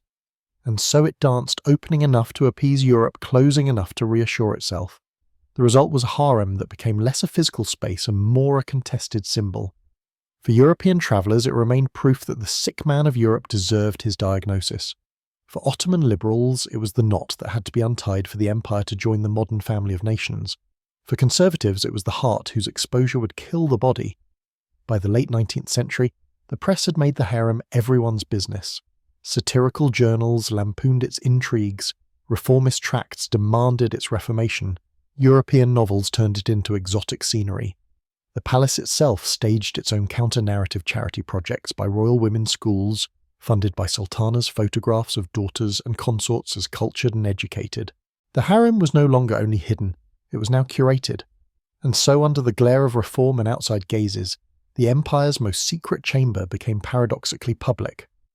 The women within, long adept at manoeuvring behind lattices, now learned to wield print and photography. The men outside, long accustomed to speaking of the harem, as rumour now spoke of it as allegory.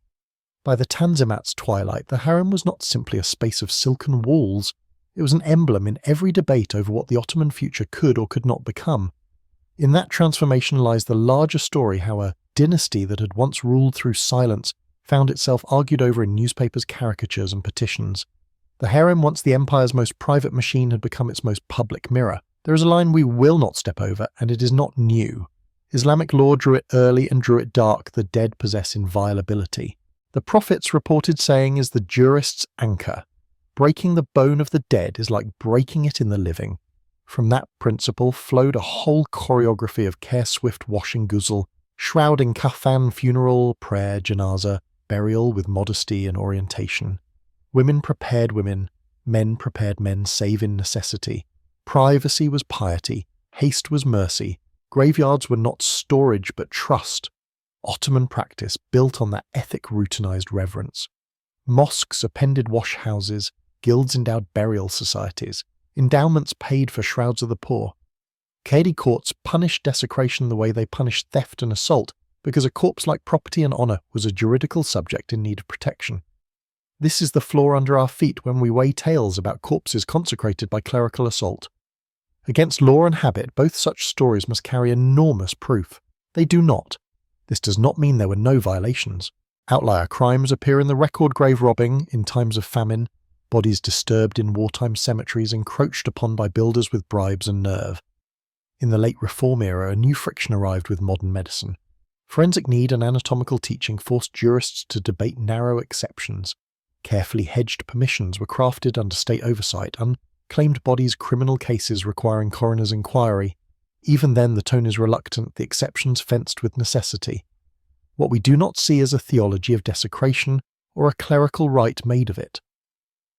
So how do we handle the allegations that promise horror necrophilia as purification schools of the dead night rituals in mosques? We treat them the way any serious inquiry must, by asking what kind of evidence a system of that scale would leave. An empire of paper could not institutionalize such practices without registers. Stipends, complaints, counter-fatwas, court cases, scandals foreign envoys would gorge on, and defensive decrees trying to contain the blast. We have none of that. We have rumours wearing the costume of leaks. Responsible skepticism is not denial, it is proportion. Acknowledge the crimes we can see plainly: enslaved women assaulted by owners who broke even the law's harsh fences, bodies mishandled in plague panic, cemeteries desecrated by opportunists, the occasional official who used power to pry open what should have remained closed. When victims appear in court records, name them. When a chronicle records a scandal, keep it in the story. When a physician of the Tanzimat era argues for a post-mortem in a murder case, say so, and say also the jurist's reluctance and the conditions imposed. Let the archive make the claim as large as it can bear, and no larger. We can honour the dead without inventing rites that would have horrified the people who prayed over them. We can honour the living who suffered documentable abuse without turning their pain into a universal liturgy of sin. To model that balance, keep two questions near. First, is there a legal box this act would fit inside? If not, would the state have tolerated it anyway? And if so, where is the administrative residue? Second, who benefits from the rumour? In Istanbul, stories were tools. A whisper about corpse consecrations could discredit a rival faction, a cleric, a governor. A European pamphleteer could sell shock while reinforcing a civilizational pride.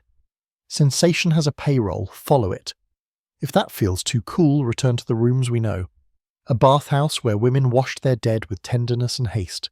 A cemetery society's ledger noting candles and shrouds for a stranger no one claimed. A midwife who became a washer of bodies in an epidemic, and then wrote her own petition for a stipend she was owed. A family that arrived late with roses and bread. The empire's moral habits were made there, not in secret rites that collapse under the first legal question. We refuse the lurid not because we are squeamish, but because the truth is already grave enough. The Ottomans legalized forms of domination that turned living bodies into instruments of rule. They also built rituals that guarded the dignity of those bodies at life's end. Holding both facts at once without inflating one into a screen for the other is how we keep faith with victims and with the record. To cross the line into fantasy would be to wound them twice, first in life, then in the telling. So here is the line again: inviolability of the dead. Narrow-argued exceptions under necessity, scattered crimes that scandalize communities. No credible system of ritualized clerical abuse. Past that we stop. We refuse to trade away the dignity of the dead for a better plot twist. The story need not be bloodier to be true. It need only be exact. When we strip away the fantasies and stare at the mechanics, what remains is not a vanished oriental chamber, but a set of techniques that feel disturbingly familiar. The Ottoman court did not invent domination, but it refined certain tools until they became blueprints. And blueprints can be reused centuries later in very different contexts. To see those continuities is not to claim a conspiracy stretching across time. It is to notice how human vulnerability is patterned and how power repeatedly returns to the same pressure points. Seclusion was one such tool. The harem's latticed windows and the cage's guarded doors were not only architectural but psychological devices. They taught those inside to adapt to confinement to measure life in permissions granted or withheld. Modern trauma studies recognize this pattern isolation diminishes resistance.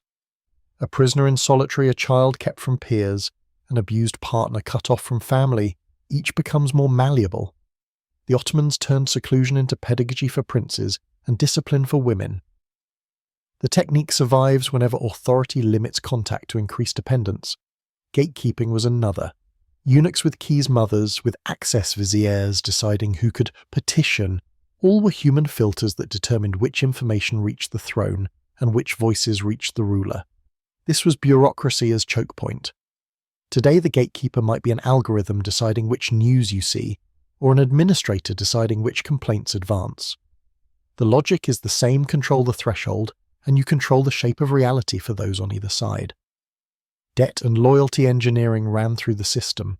A concubine elevated by a stipend owed her survival to a patron. A janissary fed from palace kitchens tied his stomach to the dynasty. A page's entire future hinged on a sovereign's nod. Modern psychology describes this as a trauma bonding or intermittent reinforcement, reward and threat woven together until dependence feels like devotion. It explains why enslaved boys taken through the devshirme sometimes became the empire's fiercest defenders. Gratitude and fear braided tight can overpower memory of loss. The pattern endures in organizations that mix patronage with precariousness, cultivating loyalty by keeping subordinates, always one withheld favor, away from collapse. Ritualized obedience was everywhere. Baths before presentation, scripted greetings in the audience chamber, circumcision feasts, military salutes, all were rehearsals in which the body learned submission as choreography. Trauma research tells us that repeated ritual can blunt resistance movements internalized as normal feel less like coercion and more like custom. The Ottomans knew this long before modern psychologists gave it names. Today we recognize similar mechanics in militaries, schools, even corporations' rituals that promise dignity but also standardize compliance. And narrative control, the empire's quiet masterpiece. Venetian Bailey reported rumors, but the Ottomans curated them. The harem was allowed to remain myth because myth was useful. The Sultan's public appearances were rare choreographed spectacles that gave the illusion of direct intimacy while concealing layers of mediation. Narrative became an instrument of stability. People accepted what they could not see because they were offered a story about it. Modern regimes, corporations, and media industries work the same seam. Control the narrative, and you blunt the need to use force.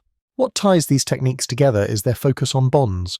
The Ottomans targeted not abstract citizens, but sons, mothers, lovers, servants, the most intimate ties a person could have.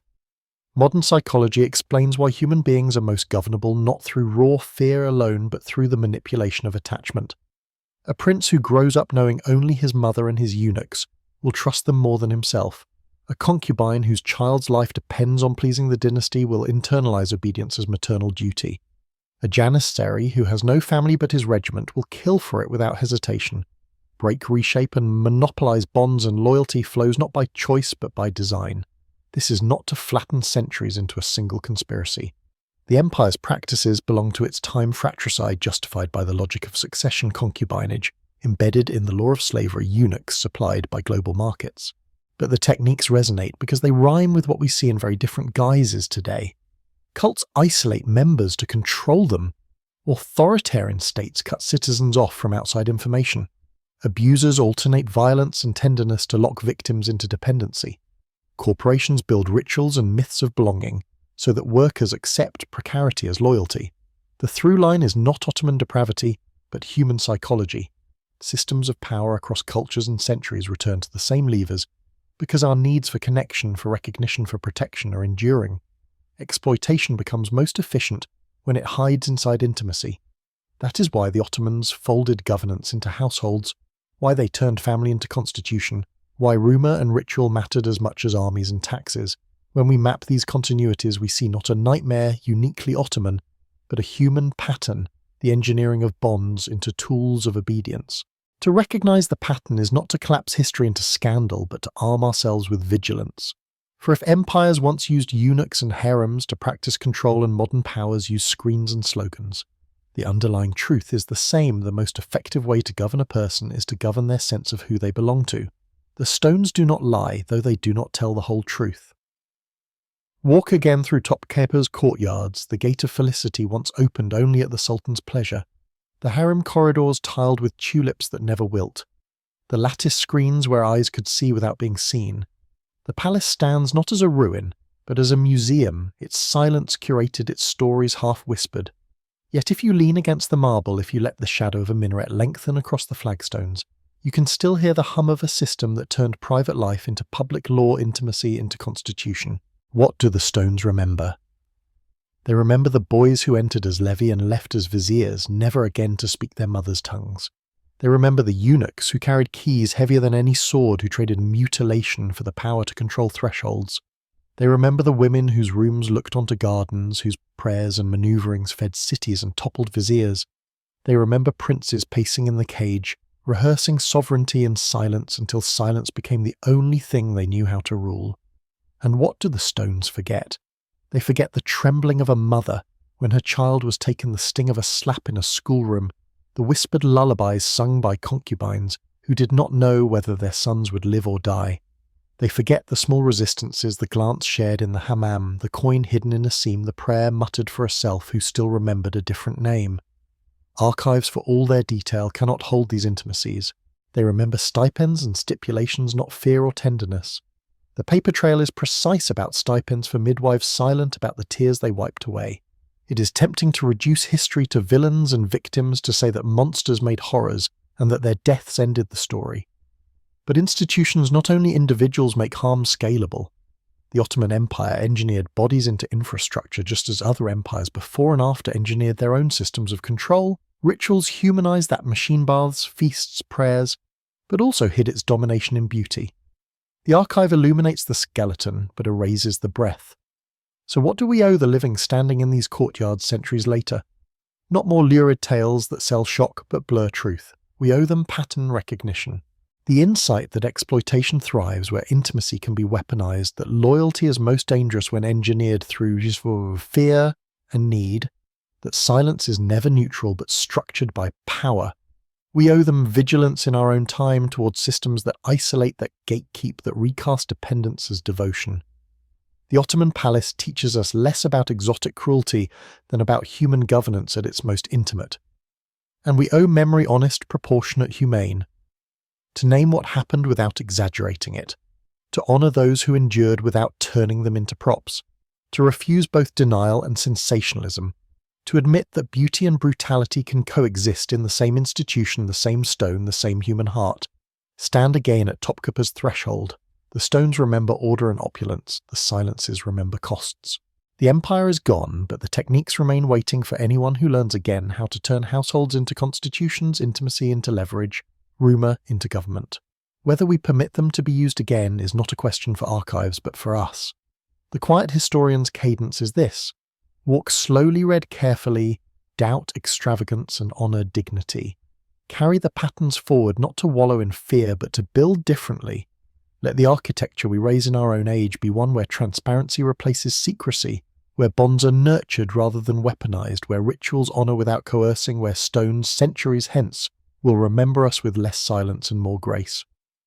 Because the lesson is not only what an empire once was, it is what we might still become. Walking through the long arc of Ottoman history, its harems, its cages, its rituals of power, we are reminded that the past is not simply a museum of curiosities, it is Daisy-Sumistome, showing us how human beings across centuries have organised power through the most intimate bonds. These stories are not only about sultans and concubines, janissaries and viziers. They are about us because the techniques that held an empire together are the same ones that can still shape our own lives today. The first lesson is that institutions matter as much as individuals. We often imagine history moved by monsters, tyrants whose cruelty alone bent the world. Yet what made the Ottoman system durable was not one man's whims, but an architecture of rules, rituals and hierarchies that turned people themselves into infrastructure. Boys were levied women, secluded eunuchs stationed at gates, mothers manoeuvring for survival, all parts of a machine designed to sustain continuity. The danger in our own lives is to believe that cruelty always wears a single face. More often it is diffused, embedded in systems normalized by routines. When harm is baked into the structure, it is harder to see and harder to resist.